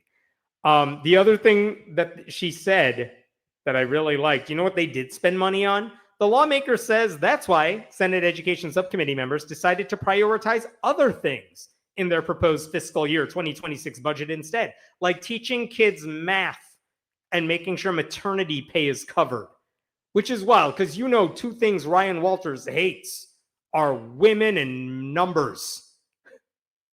Teaching kids math. What? Something useful? That goes against everything Ryan Walters stands for. So they're not going to give him the money for the Bibles. So when Ryan Walters heard he's not getting the money that he wants for any of this, he decided, well, I'm not going to stand for this. So he decided to partner up with a different buddy of his to make something happen. And this is the headline I saw recently. Lee Greenwood launches campaign to donate Bibles for Oklahoma classroom use. Lee Greenwood, the God Bless the USA guy. By the way, if you haven't seen John Oliver's segment, Last Week Tonight segment on Lee Greenwood, go watch it. It's so good. But this is interesting because if you don't know the backstory here, you might wonder, why is Lee Greenwood getting involved in this Ryan Walters charade over here? And there actually is a good reason for this. Years ago, Lee Greenwood tried to sell his own Bible. It's called the God Bless the USA Bible. Trump is in that picture, but Trump was not endorsing this Bible at the time. That's just Lee Greenwood saying, hey, I'm MAGA, now buy my Jesus book. And you can even see, you could see this is a leather-bound holy Bible. It says God Bless the USA on it. So one of the ways Lee Greenwood marketed his Bible is, I think it cost at the time $40, but guess what it had on it? Check this out. This is what he was promoting at the time. This book has the KJV translation. It includes copies of the handwritten chorus to God Bless the USA, his song, and the Constitution, and the Bill of Rights, and the Declaration of Independence, and the Pledge of Allegiance. And he's tried to sell this for years, and no one was buying it, because why would you buy a $40 book that has stuff you can get online for free? And eventually, Donald Trump is like, I'll sell those Bibles, maybe put my name on it, or give me a cut of the proceeds. Stop selling them for $40, sell them for $60 plus shipping, and I get a cut of the proceeds. And Lee Greenwood said yes, and that's why Donald Trump began hawking those Trump Bibles. It's the Lee Greenwood sitting in a warehouse Bibles, and Trump slapped his name on it and figured his voter base was dumb enough to buy it. And that's where we get the Trump Bibles from. And that's the book that Ryan Walters is now trying to get in every classroom in Oklahoma. So after the legislature said, we're not giving you money for this, and I don't even know if Ryan Walters' office had $3 million to buy for this, he's now enlisting Lee Greenwood to try to make up the funding so that he can do all this. All right, so this is what Walters posted on X/Twitter. We're bringing Bibles back to classrooms, honoring their role in shaping American history, law, and culture. Thank you, the Lee Greenwood, for standing with us to give students access to this foundational text, which they can also access online for free. Let's get back to the basics. I don't know what he's trying to prove here. It's kind of dumb. One of the things, I'm not going to open that up. In the fine print, in that letter that he posted, on official superintendent stationery, he says the Oklahoma legislature stripped all funding away from getting Bibles back into the classroom. That's a lie. They just never agreed to give him that money in the first place. And that's different. It's not theft when you never had it in the first place. You know what I mean? Ryan Walters also tells people to visit the website BiblesForOklahoma.com, which redirects to the website for Lee Greenwood's shitty old Bible. Those commercials where you can symbolically adopt an endangered elephant in a foreign country and you don't get anything in return, but maybe it makes you feel better? What Ryan Walters is asking for is he's saying, send us $60 so you can symbolically purchase a Bible that we can use in schools. You don't even get the Bible. He just wants your money now as a fundraiser to buy the Bibles. Where is that money being kept? I don't know. What happens if they raise millions of dollars, but like they can't distribute the Bibles because of lawsuits and schools don't want them? Where does that money go? No one knows. He hasn't said. So all of this is so weird. It doesn't make any sense. And Ryan Walters insists this is not about religion. He said this is about endorsing, quote, the historical and secular significance of the Bible in all areas of education. But it's not historical, and it's definitely not secular. My favorite thing about this story, I think, Lee Greenwood also posted a tweet about this, but check this out. It's the funniest thing. The Bible is the most influential document in our nation's history. Ryan Walters has committed to get every kid in Oklahoma a Bible. That's not true. Walters wants to get in every classroom. Not every kid's going to have it. Lee Greenwood is dumb and doesn't know what he's talking about. But we need your help. Go to BiblesForOklahoma.com and join the fight. Order now to donate. That seems weird. Order now to donate. Okay, whatever. There's your Lee Greenwood Bible. But the funniest thing about this tweet that Lee Greenwood made, you know what tweet he made right before it? Let's scroll down. I'm proud to partner with Global Coin to bring you an exclusive collection of collectible coins that honor our nation's history and values. Each coin is a limited edition treasure, crafted with stunning detail and backed by authenticity. Perfect for collectors, patriots, and those something. He's trying to sell some fake coin that he has stamped his seal of approval on. So he's grifting with the coin, and then like 5 seconds later, he's grifting with the Bible and just trying to take people's money now because no one wants that damn book. Like, I don't know what's going on. This is just a dumb idea. Oh, by the way, I said his book was $40. It was actually $50. I apologize. And Trump raised it to $60 and gets to keep a portion of it. I don't know. I think maybe the bigger story here is that even Republicans seem to be getting sick of Ryan Walters. Like, they've tried to impeach him. They just didn't quite have the numbers for that. They said no to his budget request to buy these Bibles. Like, you don't have to hand it to them under any circumstances. Oklahoma Republicans are very, very bad at what they do. They've done plenty of damage. But on this issue, even they seem kind of sick and tired of Ryan Walters dragging everyone down. And in case you're wondering, Oklahoma is ranked 49th in the country when it comes to education. And this is what these people are debating right now. What other questions we got here before I move on? Sticky pages. That's right. The Trump Bible that they were selling said in the FAQ that you might have sticky pages. And like, what do you do if you have sticky pages? And the fact that this book had sticky pages meant J.D. Vance was reading it while sitting on the couch. The Trump Bibles have a version of the Constitution that is edited and incorrect. Does that comply with the bid rules? That is interesting. I don't know specifically what you're referencing, which part of it is edited. The Trump Bible is missing amendments 11 through 27. Well, I know they're missing like the 13th through the 15th. So they just stopped at the Bill of Rights and they don't have any of the amendments on there. So slavery is still legal, everyone. Yay. Doesn't surprise me. Doesn't surprise me. Putting Bibles in schools and taking away free lunch program for kids. Yes, that is the Republican motto. That is correct.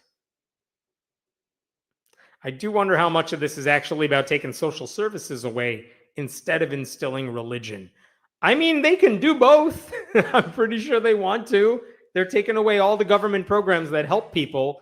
And if their own voters, who, by the way, make a lot of use of those programs, get screwed over, again, you can't expect conservatives to care about other humans. That goes against their very nature. So, and if they can indoctrinate them with religion in the process, like, they'll take that every time. All right, I'm going to move on to a different story. We got video for this one. Let's see here. All right, maybe this is a short one. We'll find out. There is a professor whose name is Mark David Hall, PhD. And that sounds all fancy. I mean, the guy has 3 names, except look at where this guy works. He works at Regent University, which is the school founded by Pat Robertson. So, like, is he really a good professor? Who knows? So Mark David Hall, PhD, he loves talking about Christian nationalism, but specifically, he doesn't like the people who call out Christian nationalism because he doesn't think it's a big deal at all. He actually wrote a book called Who's Afraid of Christian Nationalism? He said it's not an existential threat. And the reason I bring him up is he recently appeared on an episode of a podcast called Law and Liberty, and he basically argued that what he didn't like about Christian nationalism, the way people like us talk about it, is that it's never about Jesus. All the people who criticize it talk about racism and sexism and militaristic attitudes. And he's like, you guys are trying to conflate a Jesus thing with all these other things that are horrible. And how dare you? And also, it's just something left-wingers made up recently because they hate Christians. Let me play you a clip of what he said, and then we'll talk about this. Well, I'll jump in if I may. So I think it's important to recognize that literally no one in America is using the phrase Christian nationalism until about 2006, when a steady stream of books started coming out by Michelle Goldberg, Catherine Stewart, Andrew Seidel, and others. And they are describing a complete toxic mix, a mess. It's Christians who want to take over America for Christ and favor white Christians above all others. So we want to bring back Jim Crow. We want to have religious illiberalism. We want women to be in the house and barefoot. And that's what book after book says. And these are mostly, I call them the polemical critics, often journalists or activists. But when we get academics involved, someone like a Whitehead and Perry defined Christian nationalism as an ideology that idolizes and advocates a fusion of American civic life with a particular type of Christianity culture that includes assumptions of nativism, white supremacy, patriarchy, heteronormativity, divine sanction for authoritarian control, and militarism, and on they go. So he said a lot there, but just to summarize what he said no one was even using the phrase Christian nationalism until 2006, when a bunch of writers started using it, as if it's something the left just made up to create a boogeyman that did not exist beforehand. I'll get into this in a second, but we did not just make up Christian nationalism when it was politically convenient. That's something the right does with terms like woke or DEI. At least the way they use it, right? But Christian nationalism did not just spring up out of nowhere. More on that in a second. But he also says it's unfair, like, when they say Christian nationalism, they're talking about Christians who want to take over America for Christ, and they like white people, and they want to bring back Jim Crow laws, and they want women to be barefoot in the kitchen. And like, how dare they act like all of us good Christians also want all those other things? That's his argument, right? How dare you conflate our Christianity with something that promotes white supremacy and patriarchy and heteronormativity and things like that. So let's talk about the first thing. Is Christian nationalism new? No. I mean, even theoretically, even the concept of it is not new. George W. Bush was a Christian nationalist when he limited stem cell research in 2001 because some Christians called that abortion. And they were wrong, but George W. Bush is like, well, we got to appease the Christians here. When he did his war on terror, that was infused with religious rhetoric. And that's Christian nationalism. Christian nationalism helped Ronald Reagan get elected twice. So whether it was the moral majority or the religious right, conservative Christians have long advocated for a country in which their religious views, not facts, certainly not what is good for minority groups anywhere, they want their beliefs to shape public policy. Christian nationalism as a term, it just clarifies what they've believed for a long time because it's never been more obvious what the proponents are doing. It just puts a phrase onto something that's happening. I talked separately on this episode about the negative world that one Christian right guy thinks Christians are living in. And the reason he became popular is because he coined a term that fits something his people were talking about wrongly. But Christian nationalism is a description that encapsulates something that has been going on for a really, really long time. In fact, Warren Throckmorton, who has a podcast about Christian nationalism, even said on his website this week, he did a simple search for the term and he found, like, here's Christian nationalism, the phrase, it becomes a form of Christian nationalism. That is in an article from 1986, he says. Here's a headline from like the 90s. Gallup poll examines Christian nationalism. You can play this game for a while. The term existed well before 2006. It is not something that was just conjured up recently. And it is true that Christian nationalism, as it is used today, is racist. It is sexist. It does promote the military. Like, if you think about what conservative Christians want today, they want to live in a country where men are providers and women are caretakers who are only good for spitting out babies. They want minority groups to be further marginalized for the benefit of white people. That's what Donald Trump is doing right now by purging women and minorities from government positions and removing any of their contributions from their websites, things like that. They want non-Christians to be treated as second-class citizens. Not just non-Christians, but non-conservative Christians treated as second-class citizens. And they want their religion to like be the default in schools and government and workplaces. There was another thing he also said in the episode, this podcast episode, this Mark David Hall guy, he also pointed out that, you know, he says, I'm not a fan of Christian nationalism, which has all the vibes of Susan Collins saying like she's concerned about Donald Trump. Like, no, you're not. Otherwise, you would do something about it. But the funniest thing he said is that in his view, because he has a very different idea of what Christian nationalism is, if Christian nationalism ever got adopted in the United States, he said, it wouldn't be such a big deal, you guys. And I want you to listen for this. He said, it would just take us back to what the country was like in the 1950s, minus the racism and minus the sexism, which is a wild thing to say. Let me play the clip for you, and then we'll talk about this. I would say Christian nationalism, as I define it, that is someone who believes that America was founded as a Christian nation and who wants governments to favor Christianity above other religions. I would say that it is a problem, and I'm very critical of even that version of Christian nationalism in my book. But if that gained the ascendancy, I think in effect it would return America to where we were in the 1950s, minus the racism and minus the sexism.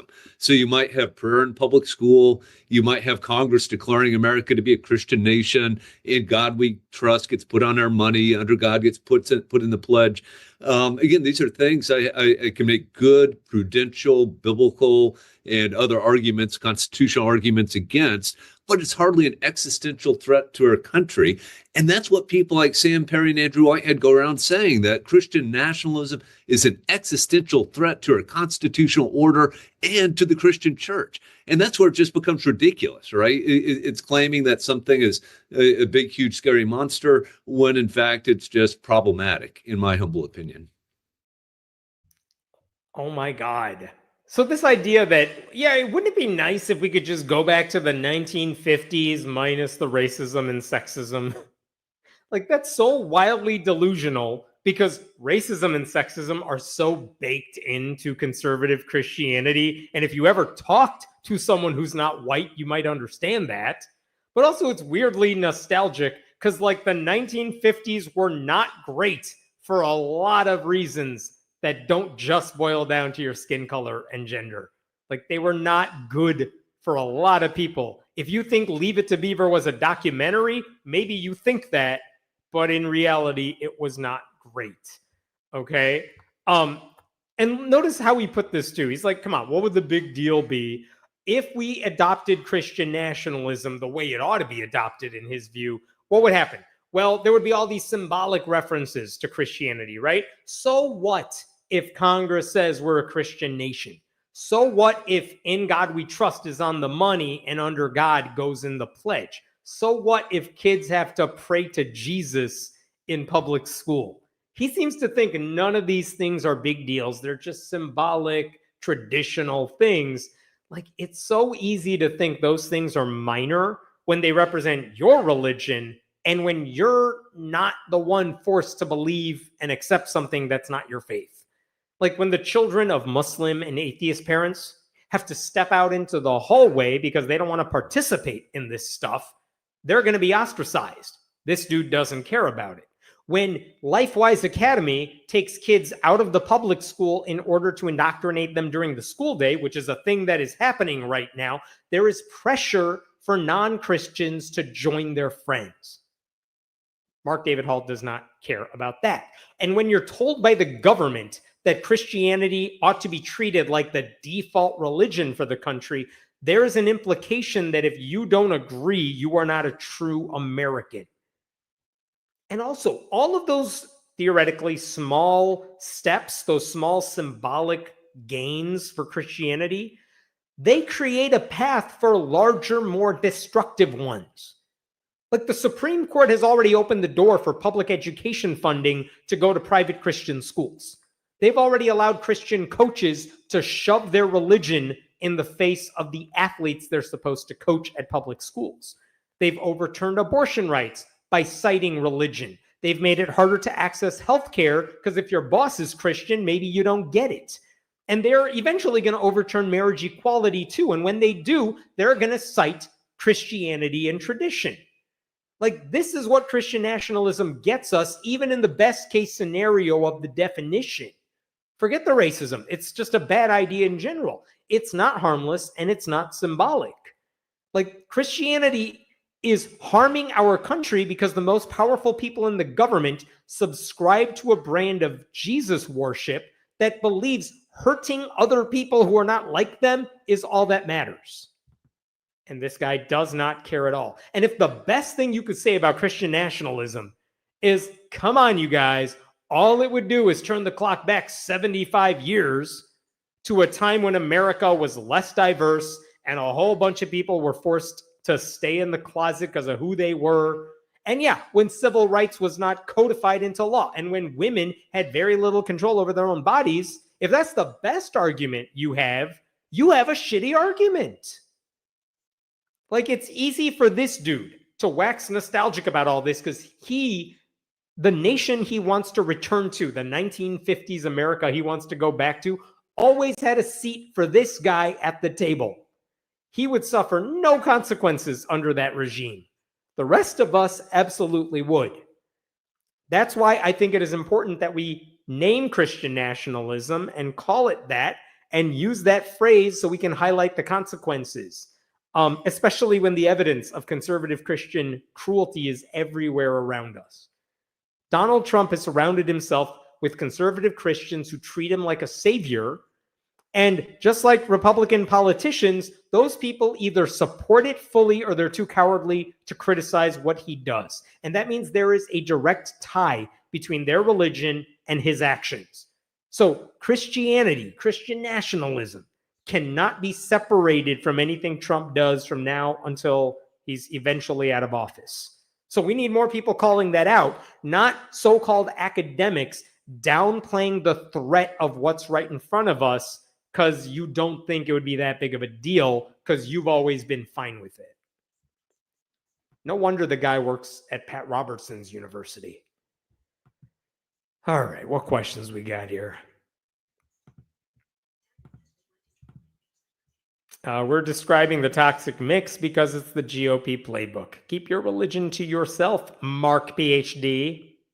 Yep, fully agree. I mean, the stuff's going to be in our lives for so many years to come because conservative Christians decided they wanted power more than they wanted to help people. It's infuriating.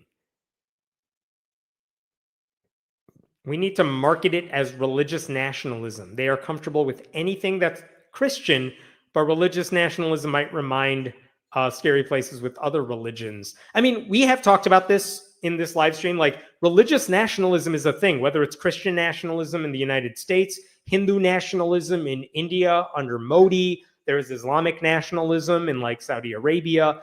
None of those things are good when you are functioning as a theocracy, whatever the religion is. It's never, no one's looking up to any of those countries as models for the rest of the world for a good reason. So he's nostalgic for the tax policy where the top marginal tax income was 90%, or did he like all the public spending on jobs programs, housing, etc.? Yeah, I'm guessing a lot of conservatives don't remember any of that stuff because they now take it for granted, right? The reason we might have had nice things once is because the government got bigger and invested into helping the people who were less fortunate. And that's a good thing. And that goes against everything they want. They want a government that's non-existent.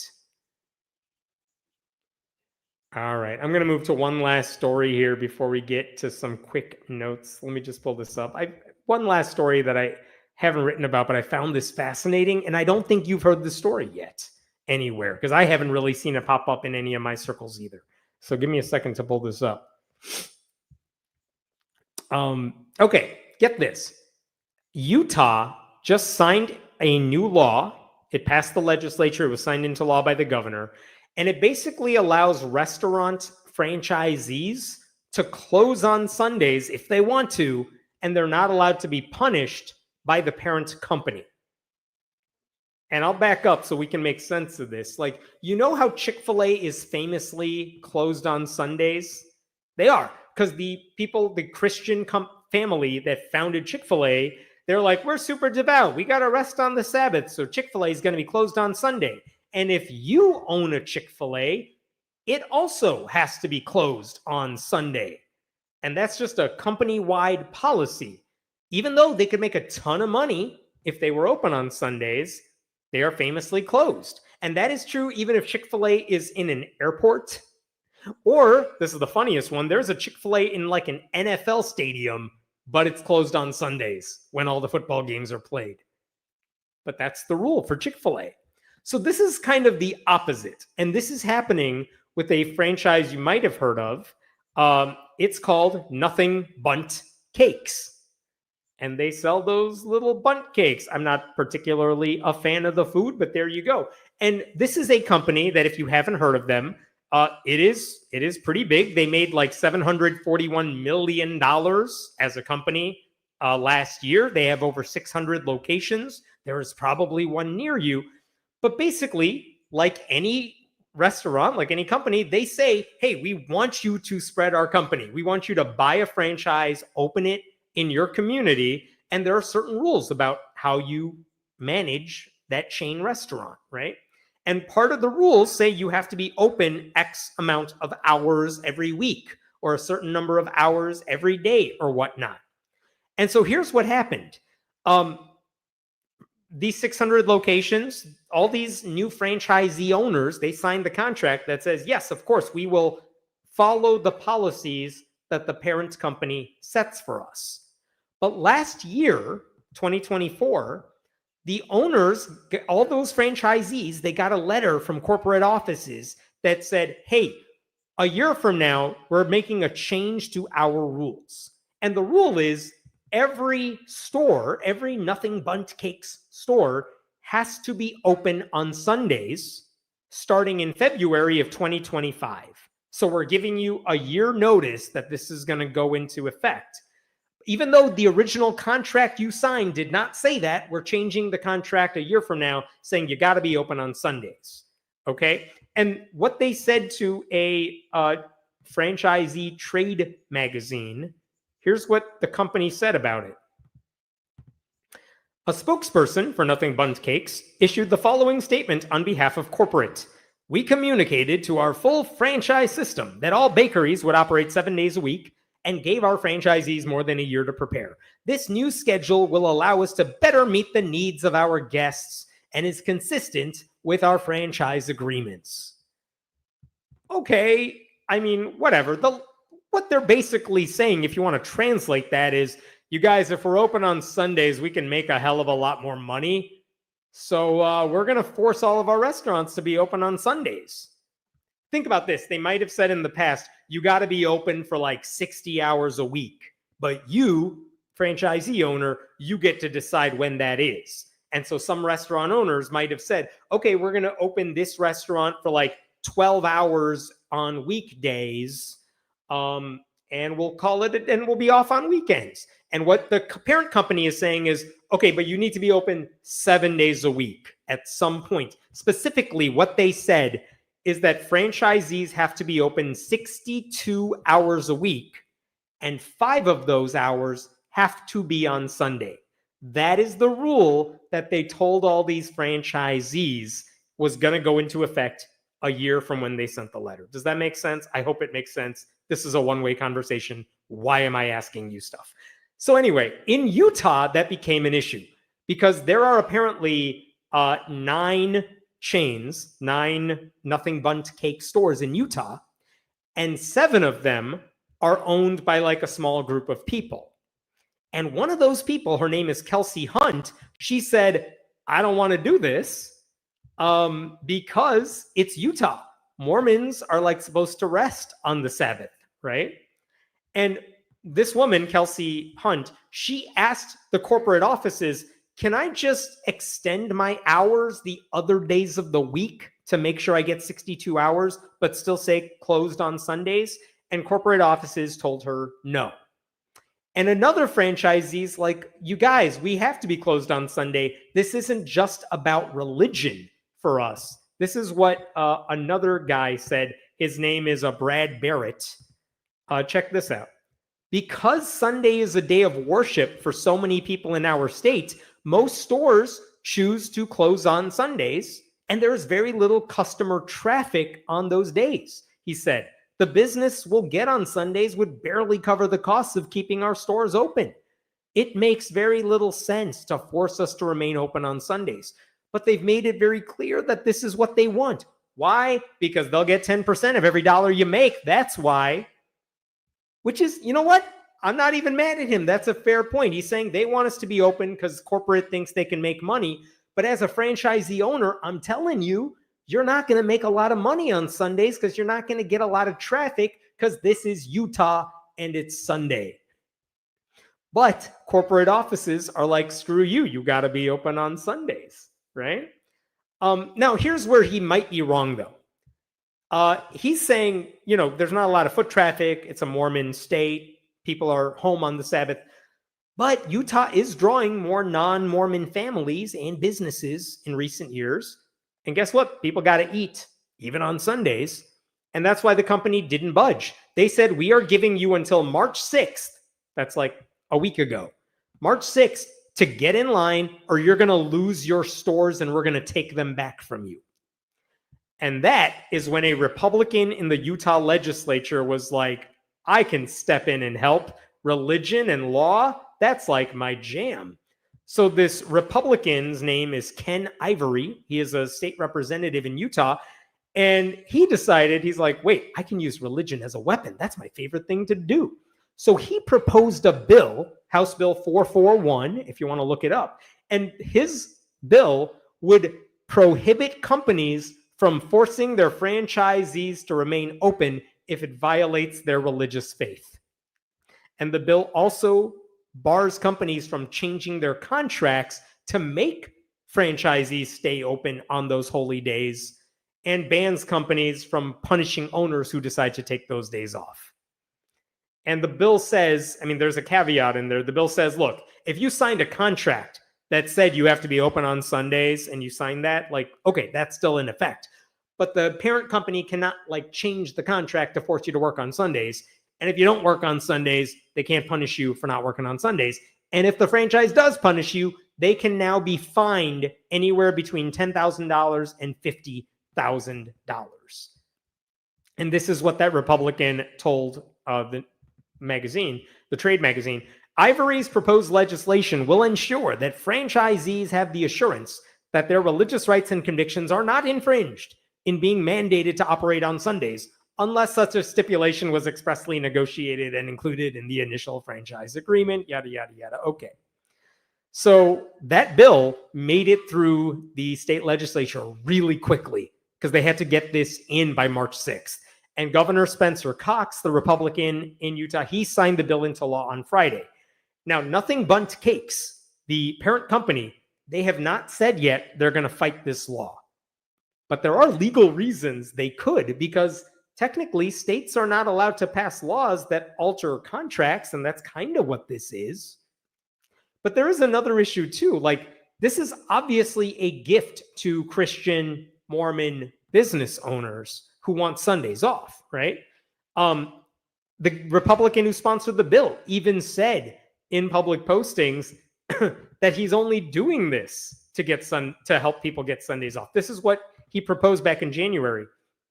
If you left your corporate job and invested your life savings in a business opportunity that sold you on spending more time with your family and having Sundays off to worship as a family, don't you think that the company should honor their commitments, even if the company is later sold to investment bankers? That's what this bill is all about. It simply protects franchisees who bought into the franchise on the specific promise they would have Sundays off to be with and worship with their families. Honestly, I don't necessarily disagree with him on that. But notice how much emphasis he's putting on Sundays, because if you look at the bill itself, it doesn't say Sunday in the bill. It just says holy days. You can't punish a franchisee for wanting to take off on a holy day, right? And that is the thing that I'm kind of wondering about, because what happens if you're a different religion? This is something the Franchise Times also brought up here. Look at this. The release from Ivory's office only mentions a Sunday exemption. It doesn't specify whether the legislation would offer similar religious freedom protections for Friday, the Sabbath for Muslims, or Saturday, the principal worship day for Seventh-day Adventists and followers of Judaism. Because, yeah, different religions have different days of the week that are their holy days. What happens if you run a restaurant and you now say, I want to take Fridays off because it's a religious holiday? And Friday might be one of the busiest days of the week for your restaurant, which means the corporate parent company is not making that money because you say you're religious and you happen to own that business. Like, you could see this going south and becoming a legal problem really quickly. And again, the way the law is written, it didn't say Christian, it didn't say Sundays, it just said religious freedom, like holy days, things like that. But you have to wonder, if all the owner has to do is cite their religion, at what point can the parent company override the decision? At what point should they be allowed to override that decision? What happens when people expect to be able to eat at a store only to see that it's closed on the day of the week they want to eat there? And then they start leaving negative reviews for that restaurant and that chain. And they start going on social media and saying, you know what sucks? Nothing Bundt Cakes, because I went there with my family on Sunday and the place was closed. What a shitty restaurant. I'm never going to eat there again. And now the whole company is affected because some religious owners in some states are like, I don't want to be open on Sundays. I don't know legally where this goes, but there are issues that could emerge. I don't know. I just find that interesting. Like, Utah's new law may have solved the problem for a few franchise owners, but I think it creates some unexpected new ones. And I don't say this very often. I'm kind of looking forward to when legal scholars try to write papers on this law and the possible consequences of it all, because I feel like this is going to open a big can of worms. I don't know. All right, I'm going to stop there and I'll take questions if you have them. Oh, we are going to get to the last calls. These are just quick takes on things I have tweeted about, skeeted about on Blue Sky. Den, what are we talking about? I don't know what's in front of me now. Let me pull this up here so I can see what we are doing. Okay. Oh my God, this was infuriating. So a Republican congressman, he's in a subcommittee hearing, and I don't know if you want to play this, Den. If you can play this, we can. As the representative from Delaware, this hearing is adjourned. Two things about that. One is that Republican Congressman Keith Self yeah, he misgendered Sarah McBride, who's another member of Congress, because this is something Republicans just think is hilarious. I did appreciate for up to this point, Sarah McBride has taken a lot of shit from a lot of Republicans and has purposely tried to downplay her trans identity and said, I'm here to do a job. I'm here to represent my constituents. I'm not going to get sucked in to this culture war battle that Republicans want to fight. And there's some logic to that. That is also how Sarah McBride operated as a state representative in Delaware. But at the same time, when Republicans are just misgendering her over and over, and she does nothing about it, it suggests that, okay, this is a thing that can happen and it's okay to do. And I don't like that. But I'm also not in her shoes, so maybe it's not fair for me to criticize that. But I did appreciate, and maybe you heard this, when Sarah McBride responded, she called Keith Self Madam Chair, which pissed him off too. He's like, how dare you misgender me? But the thing that everyone should take away from this is, you could see this in the tweet, Congressman Bill Keating refused to let this stuff slide, and he went out of his way to condemn and criticize and call out what the Republican was doing. And that's the sort of passion I wish more Democrats had about everything, because everything is a 5-alarm fire right now, and you got to act like this stuff is a big deal. If you let this stuff slide, Republicans are going to keep doing it because they know they can just walk all over you. So when Al Green holds up his cane during Donald Trump's speech, good. Why aren't the other Democrats doing that? Sitting there with a paddle does nothing.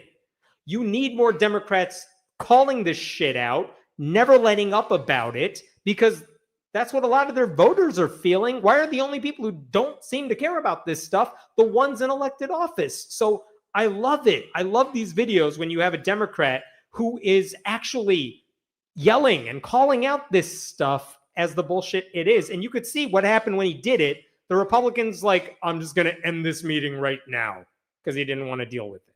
Good. As the representative from Delaware. What else do we got, Den? Oh, this is interesting. So California, Gavin Newsom is term limited. So the question is, what's Gavin Newsom going to do? Is he going to run for president in a couple of years? Maybe. He's decided the best path to that is launching a podcast where he praises right-wing nutballs. I don't get it.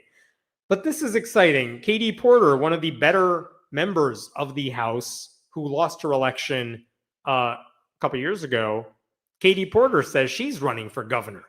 Now, will she win? Almost certainly no. But she's really progressive, and that's a good, we want more people running for those jobs when they're not coming from like the conservative wing of the Democratic Party. Now, if you're wondering what's going to happen in California, why is Katie Porter not going to win?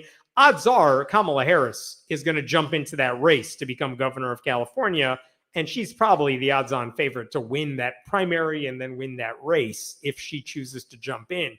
That's why I don't think Katie Porter's candidacy will go anywhere. But having her voice in the mix until the primaries happen, that is a good thing for the party. So I was happy to see that. By the way, we can also play this game in Michigan. I don't know, Dan, if you have this elsewhere in the slides, but in Michigan, Pete Buttigieg just said he's not going to run for Senate in 2026. And one of the people who I really hope decides to run is Mallory McMorrow, who's been an outspoken progressive who went viral for a speech she gave pushing back against Christian nationalist rhetoric a couple years ago. Like, I hope someone like that runs for that office to take over the Senate seat there. I think this is just infuriating. You know what? I can't see, Den, I'm going to try to do one thing here. I can't see the very top of this, what's written above there. And I don't, because it has my little line there. But it says Trump is freezing $1 billion in food aid given to local schools and food banks to help low-income families. This effect, like the Elon Musk and Doge are taking money away from the least fortunate people, the people who need the support the most. They're taking money away from them. there are a lot of Christian ministries who actually do the work. They get the money from the government. They do the work of handing out the food and helping local schools and things like that. And good for them. That's wonderful. And they're trying to be like, hey, we thought you were on our side. We're Christians. Why are you taking money away from us? But again, yeah, that's what it was. Conservative Christians win again. Because again, who is asking for this? Who is saying, you know who the US government should screw over? It's poor people, it's public schools, it's people who have no food to eat. Let's screw them over. Like this, no one wants this except apparently white conservative Christians who voted for Trump and the sort of MAGA Nazi cultists who are part of that tribe. It's not what most Americans want. It's certainly not what Democrats want. Like, this is just cruelty for the sake of cruelty. And that is what the Republican Party stands for. And honestly, this is why I can't be friends with people who are Republican. It's not just open your mind. No, this is what you're supporting, and I don't want any of these people in my life. All right, what is this one? Supreme Court, this is from Mark Joseph Stern at Slate. He's their legal columnist. The Supreme Court took up a case to decide whether state laws prohibiting conversion therapy violate the First Amendment, because there are Christian counselors that want to be able to work with kids and tell them, you're not really gay. Let's throw some Jesus on you so you're not gay, which is not how anything works. But they would get punished in their states for doing that because there's nothing scientific or ethical about it. And now the Supreme Court is going to maybe allow them to do it by overturning laws that say you can't do it.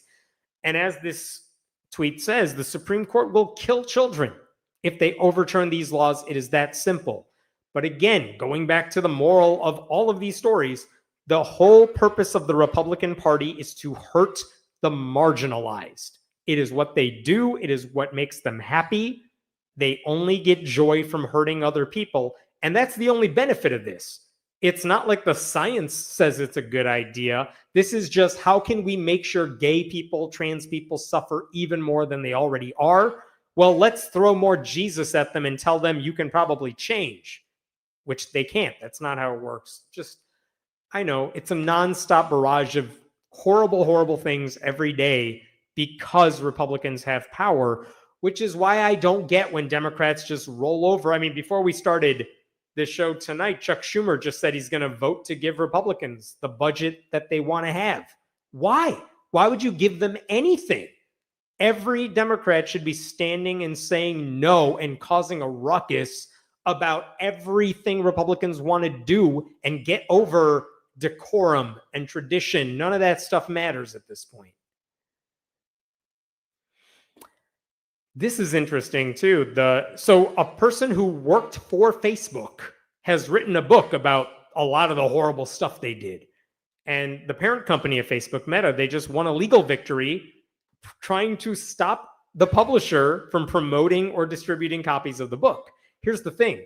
The copies of the book are already out there, which means by trying to suppress it, you're only drawing more attention to this book a lot of people would not have known about otherwise.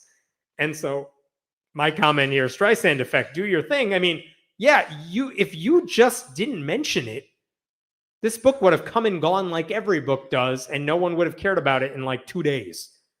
But because Meta is fighting this thing in court, they're going to draw more attention to the horrible things this book says about Facebook. And the faster Facebook dies, we're all going to be better off. I'm sure you have friends on there. I do too. But honestly, the company is bad, and we're all going to be better off when it goes the way of MySpace and Friendster. Yes, this is it. It's just Christian nationalist pastors saying out loud all the stuff we say they stand for, and it's like, it's not subtle. Listen to what this guy says and how horrible it is. Jews cannot hold public office. They can live here, and they can live here peacefully and all these kinds of things. But no, this is a Christian nation. And those who reject Christ and hate Christ, they can be in the car, and we shouldn't mistreat them, but they don't get to drive. Listen to me, Christian, you are allowed to have a country. You are. It is okay to say, no, that this country, this nation is for us and our posterity. It's not for Hindus, it's not for Muslims, and it's not for Jews. It belongs to Christians.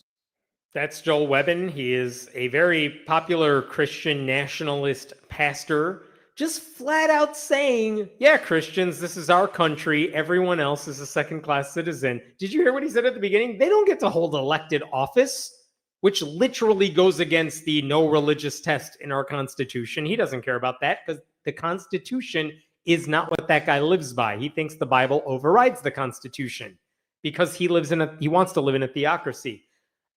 But the fact that no one in that room challenges him on this stuff, the fact that he could say this stuff and not be, it bothers me that like so many random liberals might say something that sounds really bad on the internet, and then every Democrat in elected office is held accountable for what some liberal on a college campus says. Meanwhile, this Christian nationalist pastor says, yeah, the country's not for Jews. And literally no one gets held accountable for any of this stuff. Not even this guy. But they're not hiding it anymore. Like, this is what we accuse it. I did a story earlier about that dude who said Christian nationalism isn't a big deal. How dare you imply that Christian nationalists are racist and sexist and treat other religions badly or something. And here's this Christian nationalist saying, it's not a country for Muslims, and we should be okay with saying that. We're Christians. It belongs to Christians. Like, look, the evidence is right there. Jews cannot hold What public else we got here? This is just a beautiful chef's kiss to Answers in Genesis, the creationist people in Kentucky responsible for the Creation Museum and Ark Encounter. They have like a vendetta against flat earthers, and they love showing that flat earthers are dumb. And this is a tweet that says, flat earthers travel to Antarctica to confirm their theory, but discover the truth instead. And it was some viral video about flat earthers going to Antarctica. But also, flat earth and creationism are the same kind of science denial that's utterly stupid because there's so much evidence that says you are wrong about it. And it does make me laugh that Answers in Genesis is making fun of flat earthers for being idiots. And it's like, you guys are so close to getting the point. You're so close. Just take it a step further. You're almost there. And they'll never do it. You guys. Oh my God. This is the greatest exchange ever. Dale Partridge is another one of those Christian nationalist, alpha Theo bros. A mix of like Joe Rogan and whatever white nationalist you want to find or whatever it is. He's horrible. But look at the first tweet here in the picture. Women are designed to be led. If a woman refuses male leadership, she will either end up alone or with a beta male. Beta males always leave women feeling insecure, yada, yada, yada. Yeah, this guy thinks women are subservient to men, women are inferior, and men should always rule. And then someone chimes in, I try very hard to lead my wife sacrificially, but I suspect that somehow I would still be labeled as a beta male. So that's fun. And then Dale Partridge thinks he's going to the fake account he runs of a woman, but forgets to do it and chimes in, my husband serves by leading. He sacrifices by leading. He loves by leading. That wasn't supposed to be his account saying that. That was supposed to be like his wife's account that he runs because he's a liar, because that's how these Christian nationalists operate. And he forgot to change the account. Like, oh my God, it's giving it away.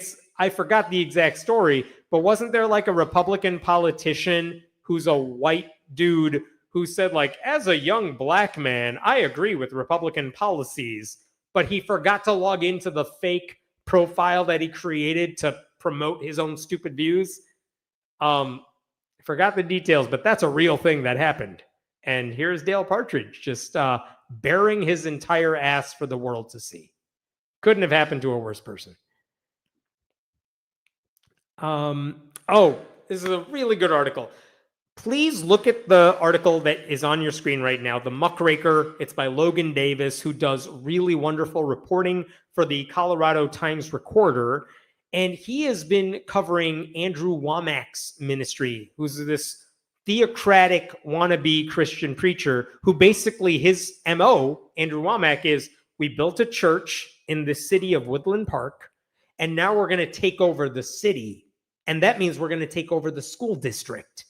And they want to take it all over. Doug Wilson is another crazy right-wing preacher in Moscow, Idaho, who's doing the same thing, trying to do the same thing.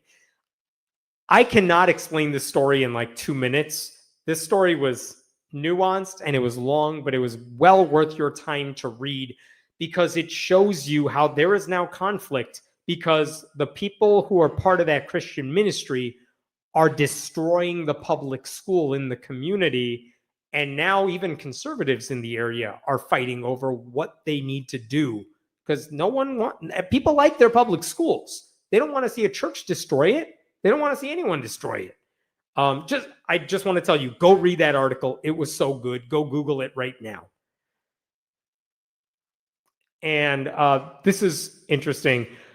This is from Samuel Perry. He was name-checked by that Christian nationalist academic dude. Pew Research Center recently asked Americans if they knew what right the First Amendment guaranteed. And they asked them, I don't know if we could see all of this. Okay, this specific question is, who knows that the First Amendment guarantees freedom of religion? And if you look, evangelical Protestants, they're on the far left of this chart. Far left. Only, what is it, like 62% of evangelical Protestants know that freedom of religion is protected by the First Amendment. Who scored the highest? Agnostics. Who scored the next highest? Atheists. 78%, 75% of us know that freedom of religion is covered by the First Amendment. And this goes back to something else, which is atheists tend to know what the Constitution says about the intersection between religion and politics. We know there's no religious test for public office. We know you don't have to take an oath on the Bible when you get sworn into office. But a lot of evangelical Christians and other religious groups do not know that stuff. And the funny thing is, it's been a while since they've done these surveys. If you ask people about what does Christianity say about the following, and we're not talking about some nuanced thing, like just in general, what do Christians believe about Jesus, about this, about that? Atheists score higher than Christians do on a lot of those tests. I think Jewish people also score pretty high on those tests. But evangelicals don't even score high when it comes to questions about Christianity. I think it just goes to show there are some groups that care about facts and knowledge and this type of understanding a lot more than others. So just interesting. And same thing in the entire sample, which religious groups were the most politically knowledgeable? Atheists, 60%, according to this survey. And who were the least knowledgeable? Muslims, 16%, Hindus, 25%. Can I squeeze in here? Where's evangelical Christian on here? I can't really see it. I can't zoom in enough. White evangelicals at 50%. Again, just goes to show, you would think the people who have the most stake in the government, that have the most power in the government, ought to know how the government works. They should be knowledgeable about the government, and yet they are not. All right, anything else here? Oh, this is just a cool story too. Thanks for bringing this up, Den. I don't know if you saw Jeopardy this week. There was a man who appeared on the show, Harvey Silkovitz, who has Parkinson's, did an amazing job on the show. But Claire McNear, who's beat for The Ringer, includes writing about Jeopardy, talked to him because this guy spent 24 years trying to get on the show. I think it said he went through like 10 auditions. And if you go through the audition and you make it through that process, they just say like, cool, you made it in the system. We might call you in the next year and a half.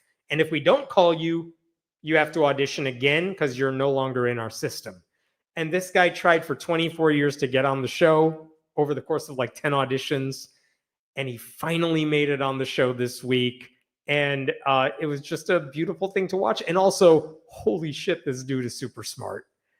Just a really awesome article. If you didn't watch the show, go read this article in The Ringer. It was so good. All right. I think that's it. Thank you all for sticking around with me on a Thursday night.